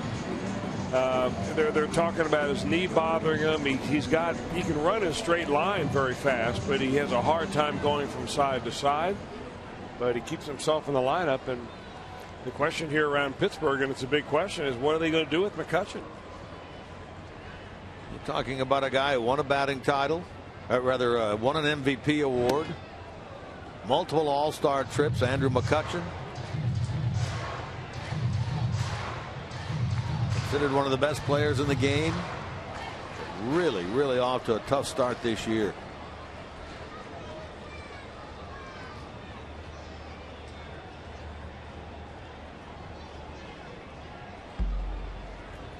Leake just over 70 pitches as he works here in the 6th inning with 2 out.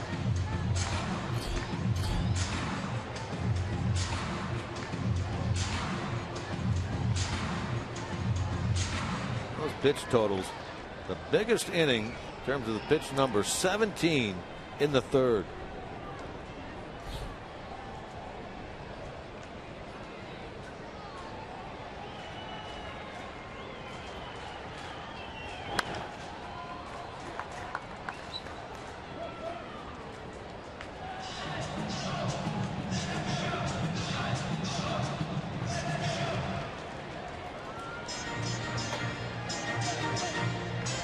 Happy birthday wish goes out today to the Say Hey Kid.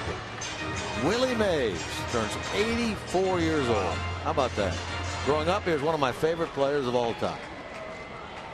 What a player he was. 660 career home runs. To right, Bruce charging toward the line and cannot get it.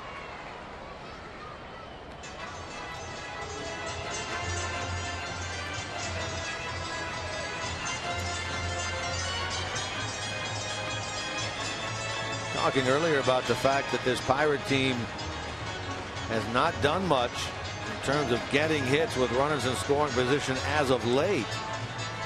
They're 0 for 1 tonight. Talking about that story in the paper today that they were 2 for 30 in their last 4 games with runners in scoring position and had left 46 runners on base. coming into this game. Slowly to third, and Frazier had a play, then bobbled the ball. Everybody's safe. Over to third base for the Pirates goes Neil Walker.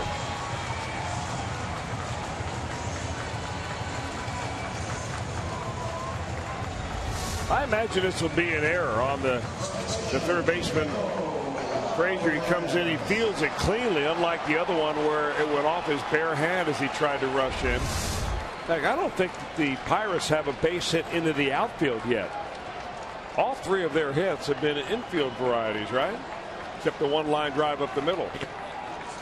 Walker got one in this inning, and he's at third base. Ball hit by Marte, by the way, is charged as an error to Frazier. The Pirates, with one of their main power threats, Pedro Alvarez at the plate. He represents the tying run in this 3-0 game here in the bottom of the 6th.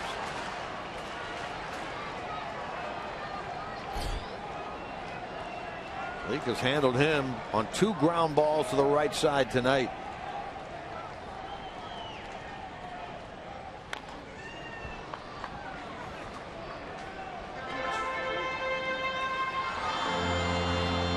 For 2 for 30 in their last 4 games, talking about the Pirates with runners in scoring position coming into this game. 0 for 2 tonight. 2 for 32 over 4+ games. With going into this inning 49 runners left on base. That's a big story going on around here in Pittsburgh. Runner takes off on that one in the dirt. And that'll be a stolen base for Marte. His 5th. Yeah, the Pirates playing the hunches right there, thinking that that was a good time for a breaking ball. They got a pitch down in the dirt. And now a base hit by Pedro Alvarez will make this a 1-run ball game.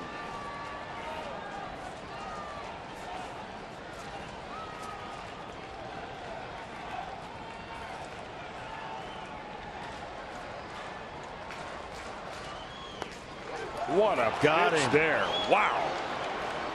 Leake gets the job done. Alvarez disagreed with the call, but Leake hangs a 0 in the bottom of the 6th.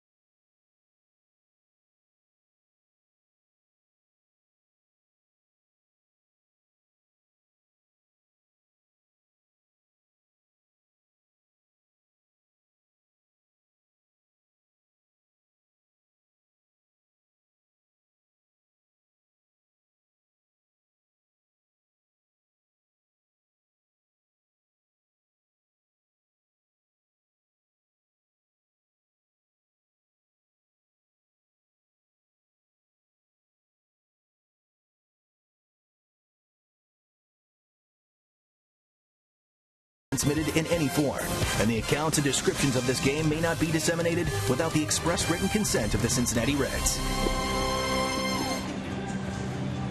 Beautiful look at downtown Pittsburgh on this Wednesday evening, May the 6th. Reds in front in this game 3-0 after winning here last night 7-1. Trying to go above the 500 mark for the first time since the 22nd of April. Of course, they started 4-0, dipped 2 games under. But a win tonight gets their head above water, so to speak. Hamilton leads it off here in the 7th. Multi-hit game last night. A hit tonight. He's 1 for 3. 5 hits so far on the road trip for Billy.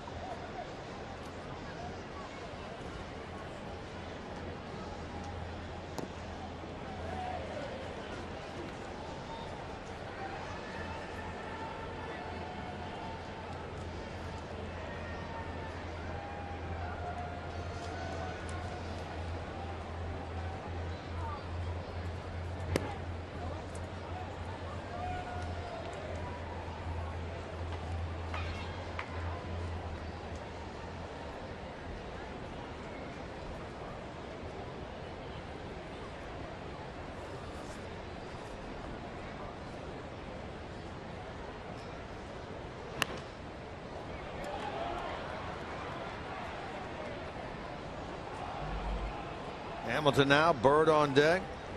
Then Brian Pena here in the 7th.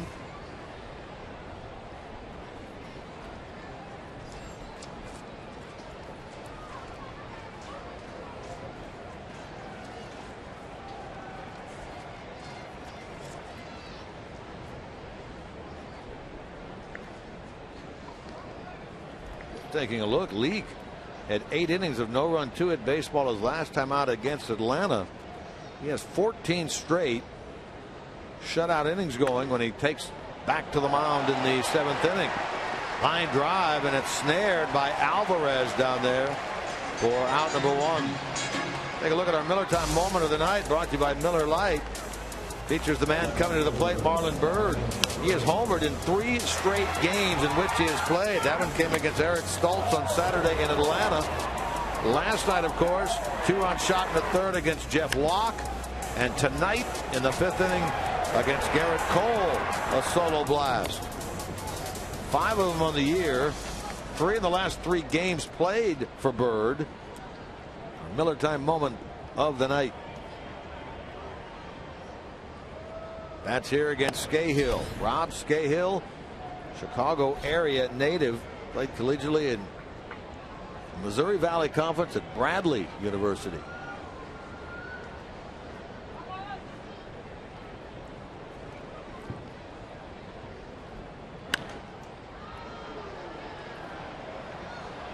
Chased out there by both Polanco and Alvarez, but into the stands it goes.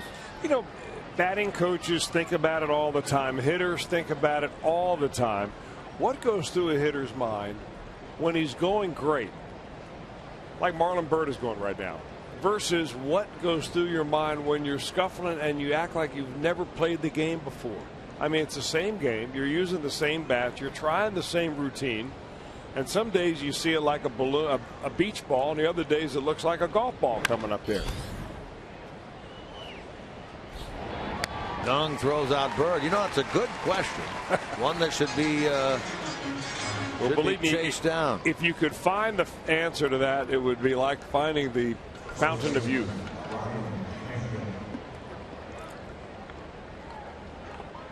Why don't you pursue that and report back tomorrow? Okay. Tomorrow. Going up to Marlin tomorrow in the clubhouse. Put your arm around him and say, hey, buddy, got a question for you. Can you do that? Kind of a deep question. Can you do that for us?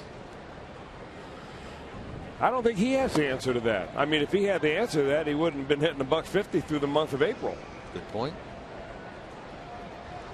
We're just glad he's seeing the ball pretty well right now. You better believe it. He is seeing it big now. I think he's a little disappointed with that last at bat because he saw it and just missed it. Pena batting with 2 men out.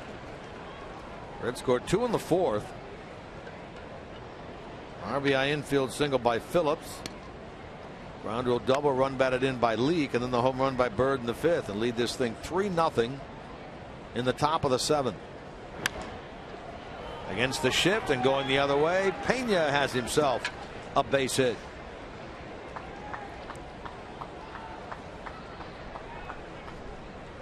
Again, in case you're just joining us, weren't tuned in earlier, Pena playing because of this.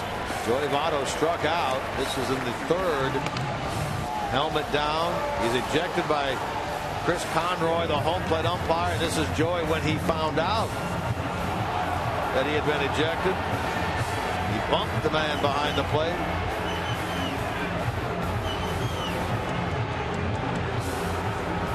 You can read Votto's lips there, yeah. Well, what did I do? And we're still not certain exactly why Joey Votto was ejected. Was he ejected because he said something to Garrett Cole that may have been misinterpreted by Conroy that was said to him? Did he say a bad word? Or was it because he threw his equipment down and he slammed his helmet to the ground, which, you know, if in the umpire's discretion, can cause an ejection there. Now the question is, will we get the answer to those questions after the game? I'm sure we will. Let's hope so. Be a lot easier to get that question answered than the one previous talked about.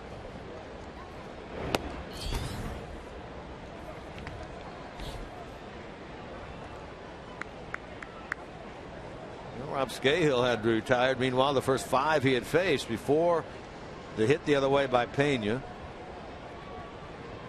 Frazier up there now. He had a triple back in the 4th, scored the game's first run.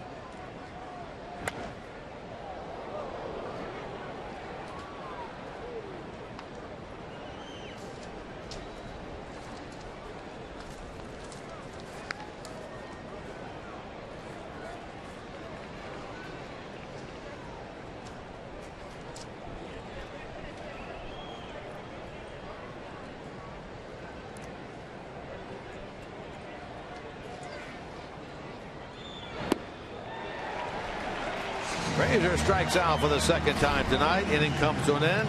2 pretty good innings of work for Rob Scahill out of the Pirate pen.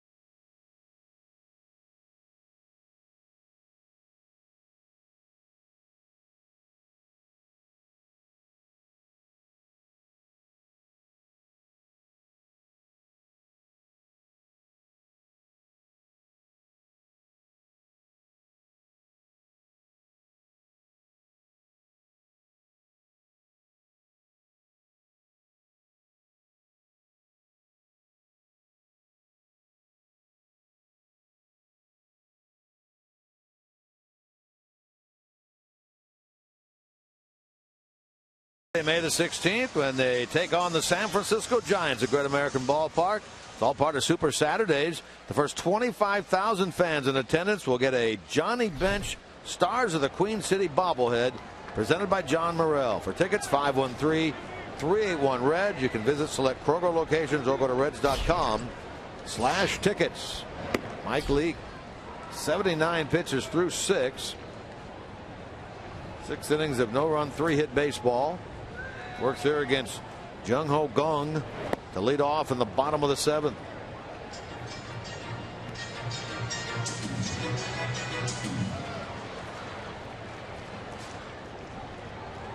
Kang has actually been on twice. He had an infield hit. He reached on the throwing error by Negron. Guy played 3rd last night, playing shortstop tonight. They're getting him more playing time based on the fact that he has been hitting the ball a little bit. This one's going to be handled in foul ground by Frazier for out number 1.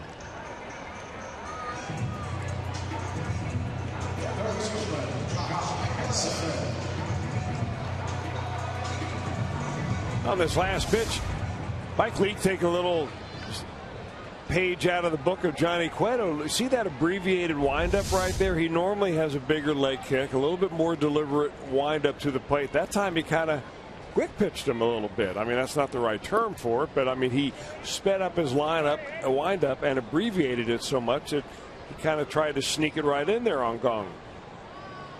You learn a lot, I guess, by watching different pitchers, don't you? Negron. His throw right on the money to throw out Josh Harrison. I mean, making it look as easy as pie tonight is Mike Leake. Very much like he did his last start against the Braves. Well, you look at his lines this year. He went 5 2/3 in his first start. That was on opening night against the Pirates. But since then, 7 in Chicago, 8 in St. Louis, 7 against the Cubs, 8 against the Braves, and now he's not away from 7 here tonight.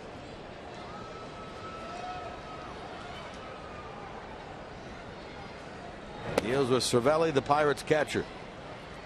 Twice has grounded out to short. 0 for 5 in the series. He was in the 2 spot last night, moved down to the 8 hole tonight.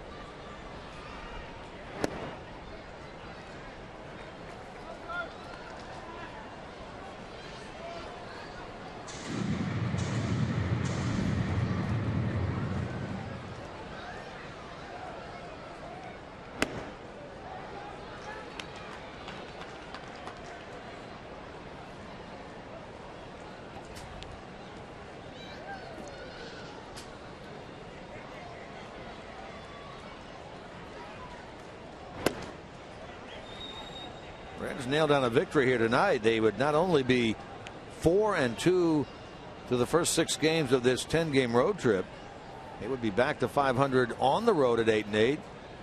As we talked about earlier, a game above 500 overall. Cervelli a single into right. I think it's a big cheer out of this Pirate crowd. They just simply have not been able to see much offense out of this team at all. Corey Hart will bat for Scahill.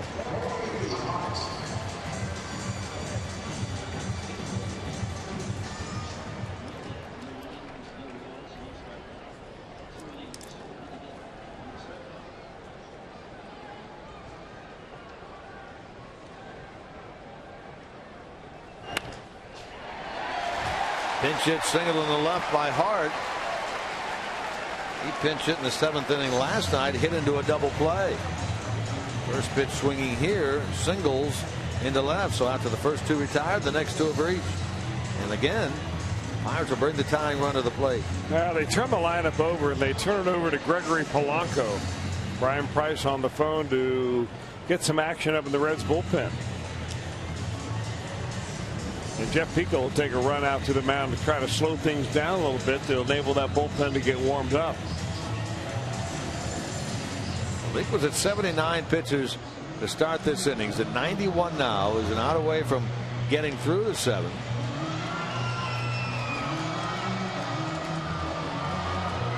Jumbo Diaz up, and he was in the game last night.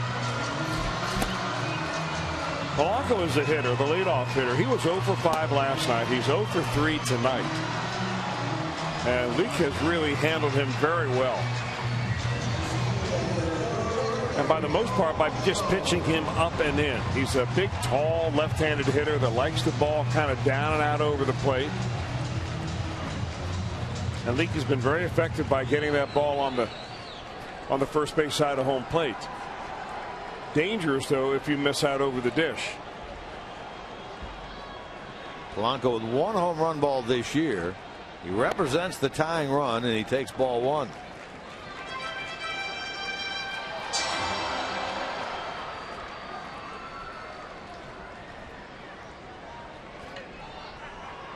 Here the Pirates again now.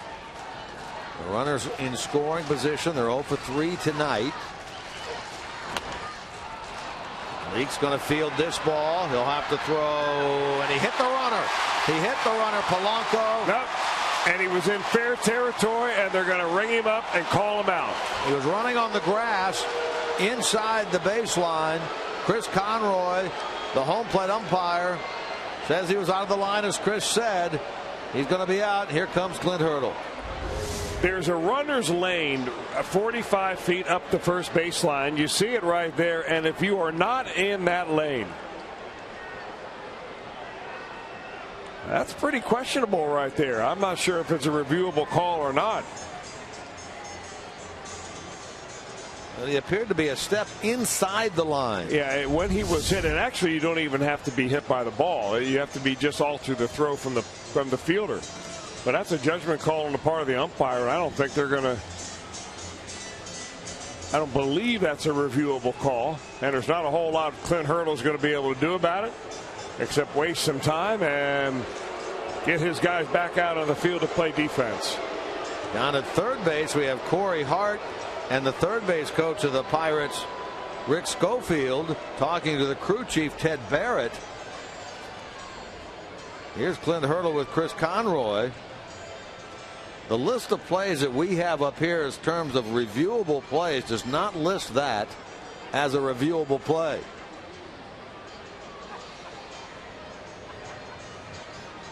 Meanwhile, Gregory Polanco is standing over near first. Hart with his helmet in his hand is over near third. Clint Hurdle heads back to the dugout. You know, Norm.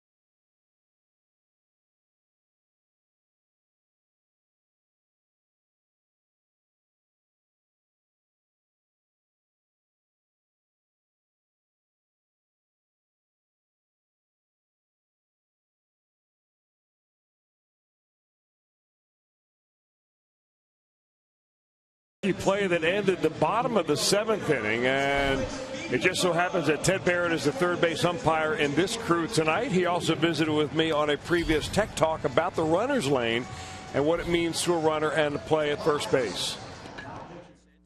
Say it's a bunt or a chopper in front of the plate.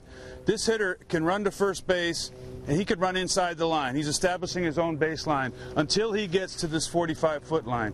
Once he reaches this area halfway between home and first, he has to run inside the runner's lane, which is this area here. Which is foul territory. Foul territory, usually about the width of, from the line to the grass on this field. Now, he has to run within that line. If he is not, and he's hit by a thrown ball, he's in jeopardy of being called out for interference. That is about as perfect an explanation as you can get right there, don't you think? I mean, and it's just kind of a coincidence that Ted is right here in this umpire and crew. He did not make the call. That was a call of the home plate umpire, Chris Conroy. But every umpire knows that rule. Of course, Ted Barrett knows it as well as anybody and is able to explain it to us and kind enough to work with us on our Baseball Tech Talk many, many episodes. And, boy, Matt Sigafoos digging deep for that one and make us look good by having it right at his disposal. That is really good work by Matt. Thank you. We did find out via New York that that is not a reviewable play. That's going to be the third hit of the night for Brandon Phillips. Brandon started the game at 298, up over 300 now. 3 hits, 4 at bats tonight. I don't think he needs to be reminded that there's a game going on. New pitcher, by the way, in for the Pirates is Archimedes Caminero. Rob Scahill, 2 innings, no runs, and a hit allowed in relief of the starter Garrett Cole. Caminero now 14th appearance of the year.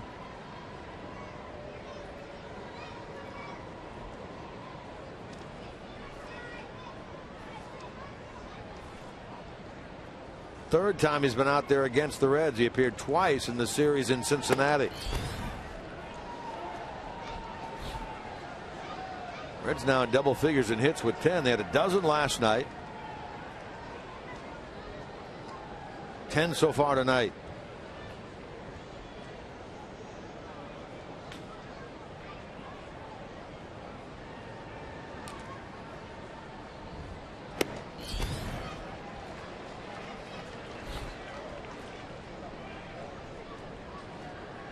Our main stat man up here in the booth throughout this series, Dave Ermacher, who's done a great job for us, says that Phillips right now at 316 with his 3 hits tonight, started the game at 298.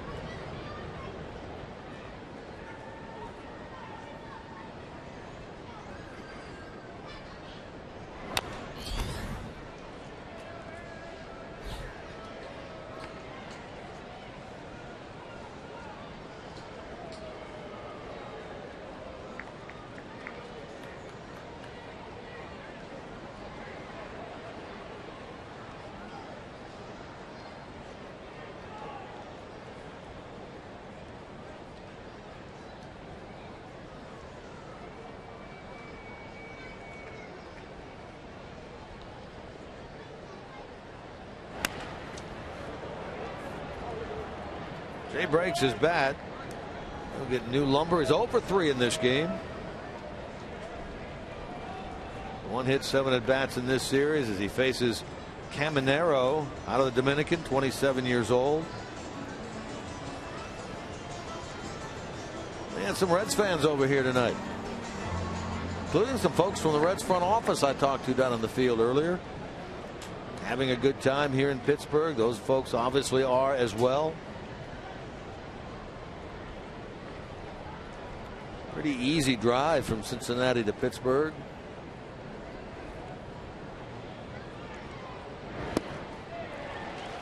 Bruce strikes out. Jay is 0 for 4 tonight. First out here in the top of the 8th. Saturday, MLB on Fox Sports 1 returns with a doubleheader of divisional rivals. Beginning with the Royals taking on the Tigers, then the Braves squaring off against the Nationals. Coverage begins at 12:30 Eastern on your home for baseball every Saturday, Fox Sports 1, and streaming live on Fox Sports Go.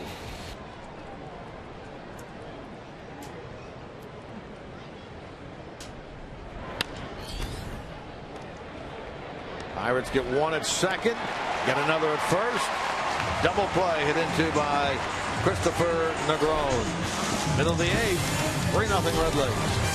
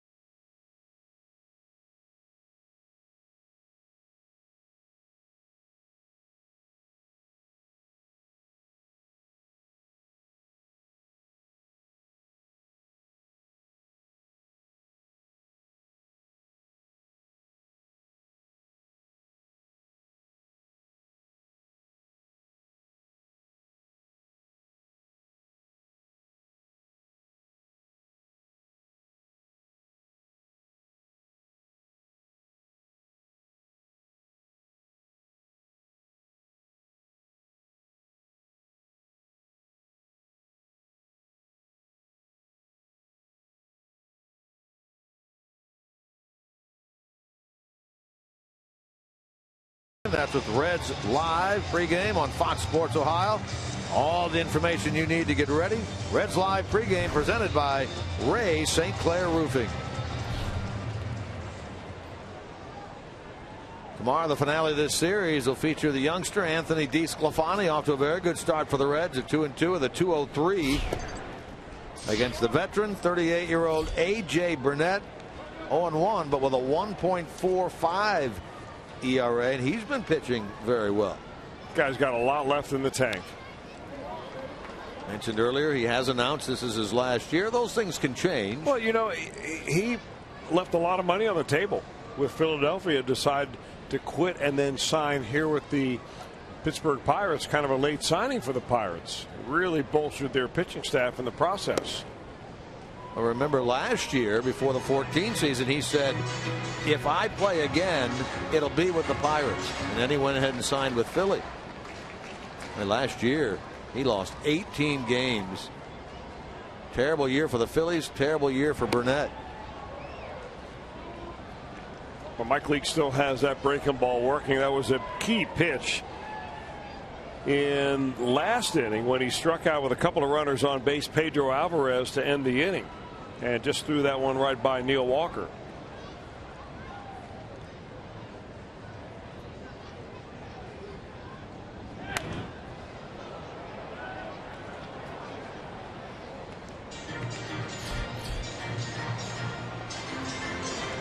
There's a struggling Andrew McCutchen waiting on deck.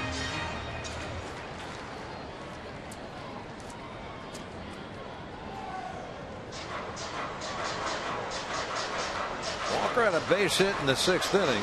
The only hit of the 3 that the Pirates have that left the infield.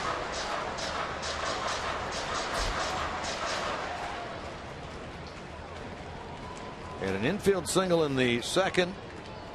A ball hit by Gung. An infield single in the 3rd on a ball hit by Cole, the starting pitcher. A single to center. Back in the 6th by this man, Neil Walker.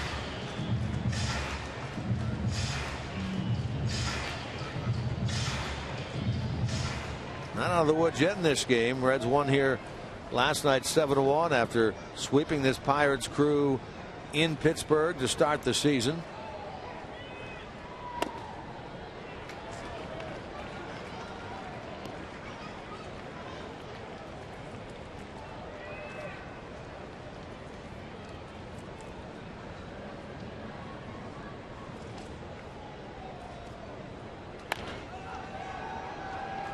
Phillips to his left, deftly fields that ball and throws the runner out at first, Neil Walker. Well, you know, we see Brandon Phillips make plays like this so often that we don't appreciate how difficult they really are. I mean, when you're a right-handed thrower and you're running almost full blast towards the first base line, you almost have to throw behind you right there on the money and put enough on it to get the runner. He's having a night tonight. 3 hits, making all the defensive plays. McCutchen, meanwhile, 0 for his last 13. He'll line this ball to center, and it falls in front of Billy Hamilton. So the 0 for 13 broken there on the line drive single into center by McCutchen with 1 out. Now, if he gets healthy, he'll eventually get back to his level, and hopefully the Reds will be long out of town by the time that begins. Because when he gets it going, look out. Reds don't see this team again until the latter stages of June. 23rd through the 25th over here in Pittsburgh. And a month later back in Cincinnati. So there'll be a little stretch between this series and when they see them again. Almost 2 months.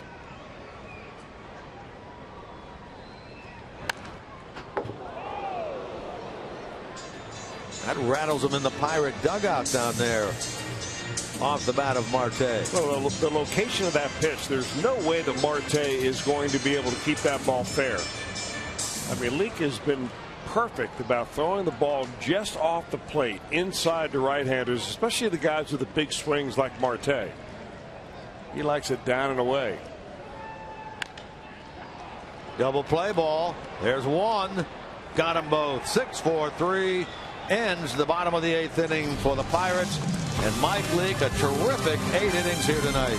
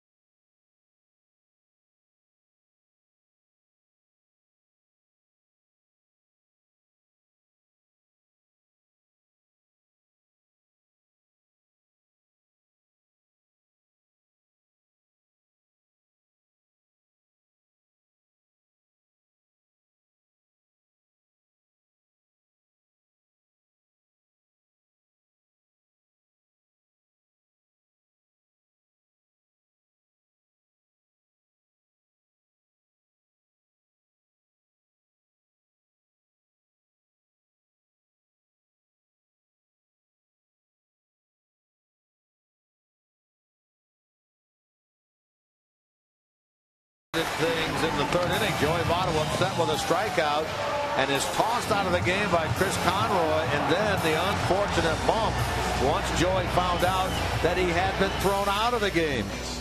From an offensive standpoint, Mike Leake, who had a home run in his last outing, gets an RBI ground rule double there. That came in the 4th.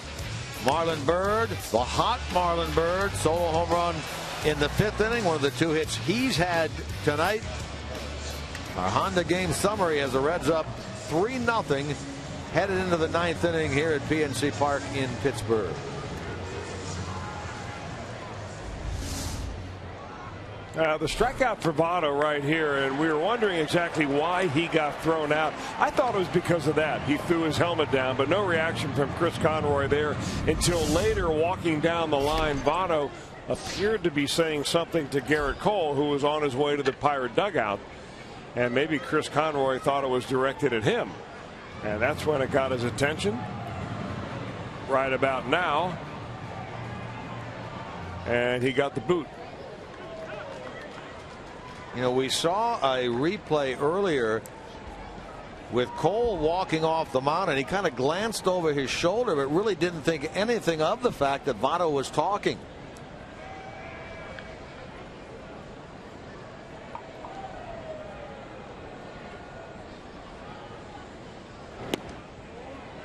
Well, there was no reason for Cole to do anything but continue to walk on the dugout. After all, he got the strikeout. And it was a swing and a miss, not a called strike. He's not the one who was upset. Right. Let the other guy be upset. And as we said, he appeared to peek over his shoulder, didn't think anything of it, turned and kept on walking into the Pirate dugout. Chris Conroy, the home plate umpire, appeared to catch a glimpse of Votto upset with himself about something, or so it appeared. And as you say, the most logical explanation appears that he thought Votto was hollering at him.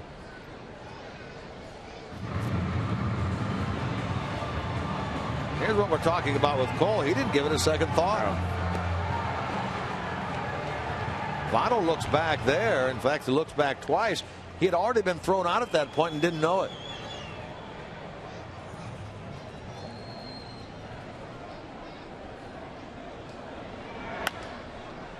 Tony Watson is the 4th pitcher of the night for the Pirates. He's going to get the fly ball out there. So 2 men out.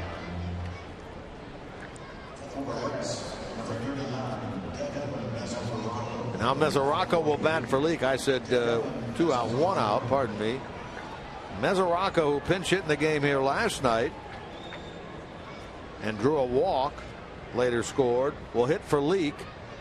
Mike goes 8 innings of shutout baseball, duplicating what he did his last time out against Atlanta. So he'll go into his next start at home against the Braves again with 16 consecutive scoreless innings going. Terrific job by Mike Leake tonight. Gung, the shortstop. Mesoraco retired.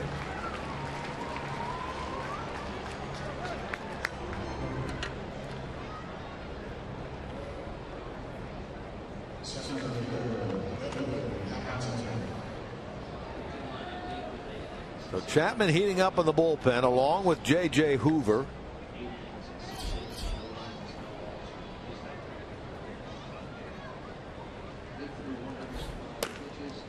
A 105 pitch night from Mike Leake.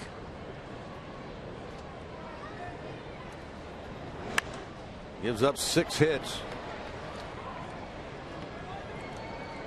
Talk about a ground ball pitcher. This year's number a little bit down from last year. Last year 54% ground ball outs. This year, at least through his first 5 starts, 45%. But tonight 18 outs via the ground ball. Yeah, that number is going up tonight.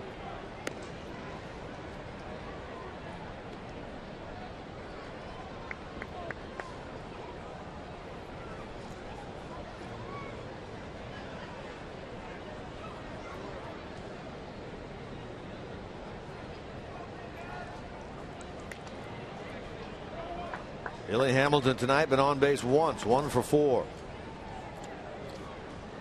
Did steal a base, his 14th. His first in over a week.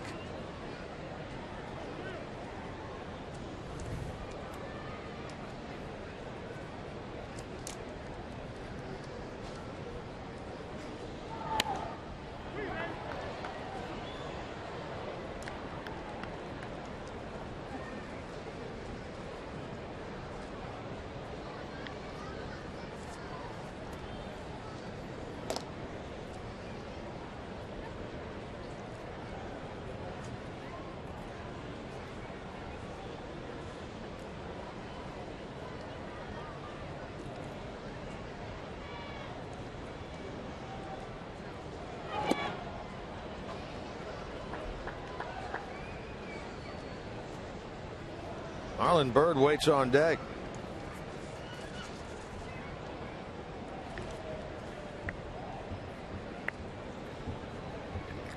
Pirates in the 9th inning.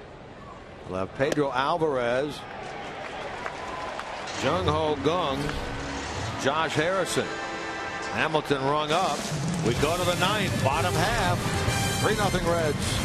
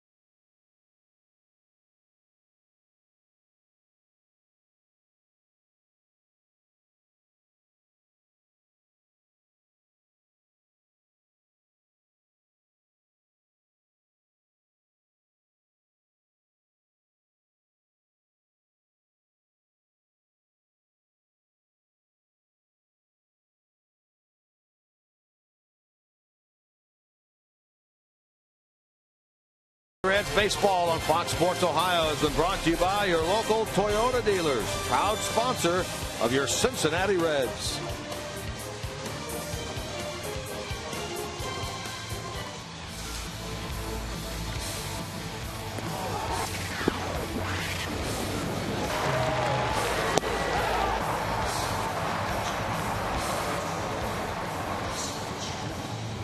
Aroldis Chapman tries to extend his scoreless inning streak, which sits right now at 27 1/3. He added 1 inning to that streak last night.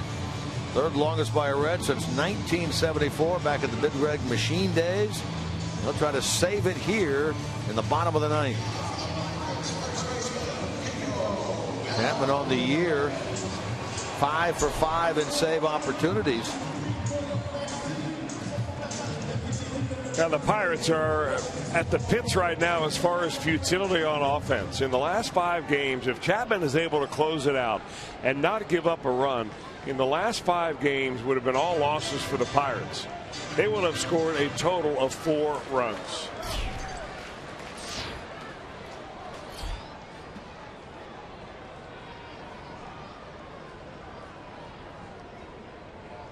No, excuse me, 5 runs.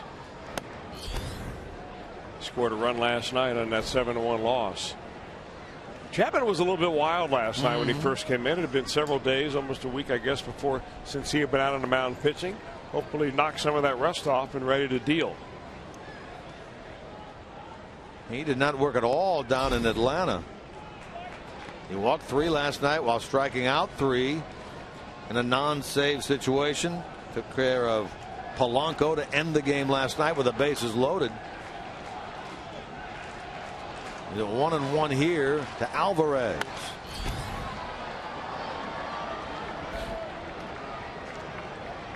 Struck out Alvarez last night. Last saved the game on the 28th.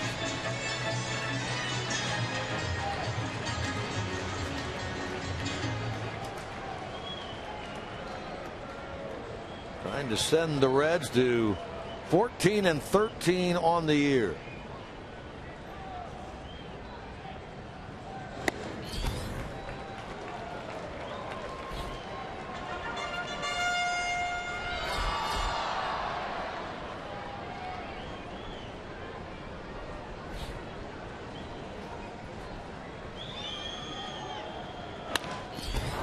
Right back to the breadbasket of Chapman. Blocks it like a goaltender. Picks it up and throws out to first base.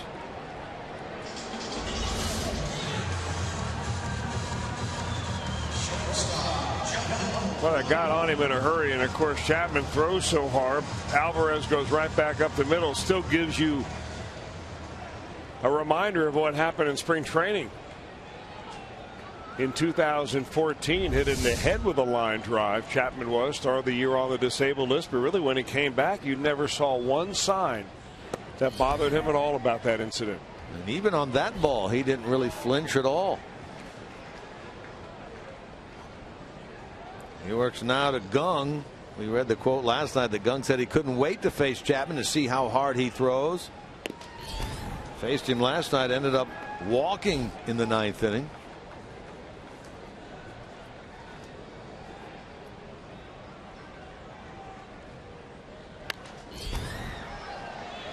Now he's in the hole 1-2. We brought up a lot of numbers tonight regarding the Pirates and their offensive futility. They fail to do anything here.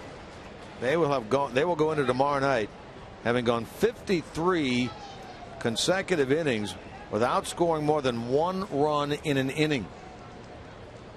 They scored 2 in the 9th inning, April the 29th, against the Cubs in Chicago, and have not scored more than 1 run in an inning since that time. That would cover 53 innings if they don't do that in the 9th inning tonight.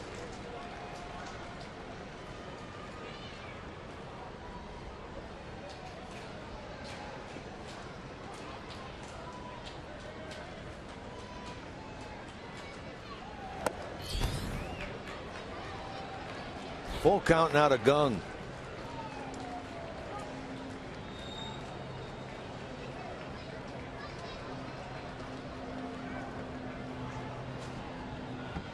It appeared there as if Chapman wanted and did not get that call. Diving attempt there by Negron, and it rolls off his glove. That's going to be a hit for the Pirate shortstop, and now he will continue on and going to second base. Negron slowed that thing down just enough that it was a long run for both he and Bird to get to the ball. Gung has himself a double. Well, we usually do it on a strikeout, but today we'll do it on a 100-mile-an-hour fastball by Aroldis Chapman. Our flamethrower brought to you by Cholula Hot Sauce.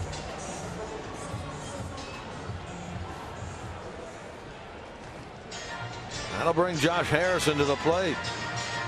That's when that ball was slowed down. Had Negron not touched that ball, Gung gets himself just a single. Here's Harrison, who's 0 for 3. He puts it in the air to right. Bruce has not seen much action out there tonight. He'll put that one away for out number 2.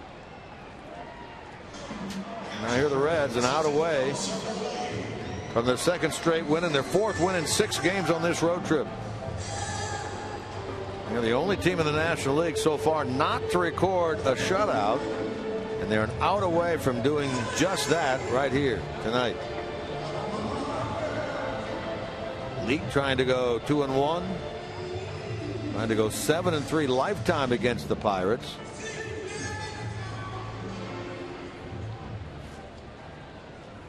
Made 5 starts against them last year. Tonight already his 2nd of this year against Pittsburgh.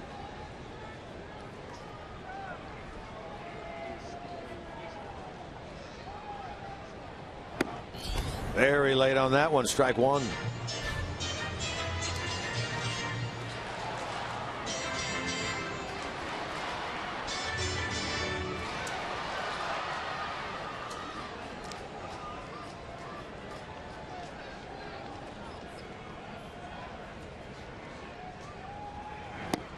Strike 2.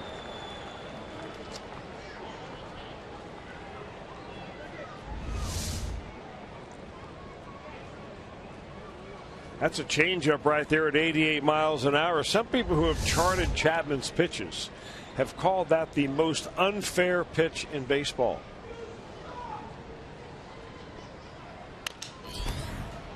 Frazier, Pena, Reds win. They get their first shutout victory of the year. They defeat the Pirates for the 5th time in 5 tries. Leake gets his 2nd win. Chapman his 6th save, and the Reds above the 500 mark by a game. How about Chapman now with 119 career saves? That ties him for 4th all-time in Reds history, tying the Hawk, Clay Carroll, at 119. Another big night for Marlon Byrd. 2 for 4, including a home run. And how about our steal power performer of the night, Mike Leake. 8 innings of no run, 6-hit baseball, did not walk a batter, struck out 2, 105 pitches through 8. He'll go into his next start with 16 consecutive scoreless innings. He was very, very sharp tonight.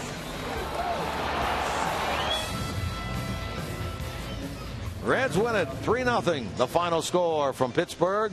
Stay with us now. Reds Live post game right around the corner.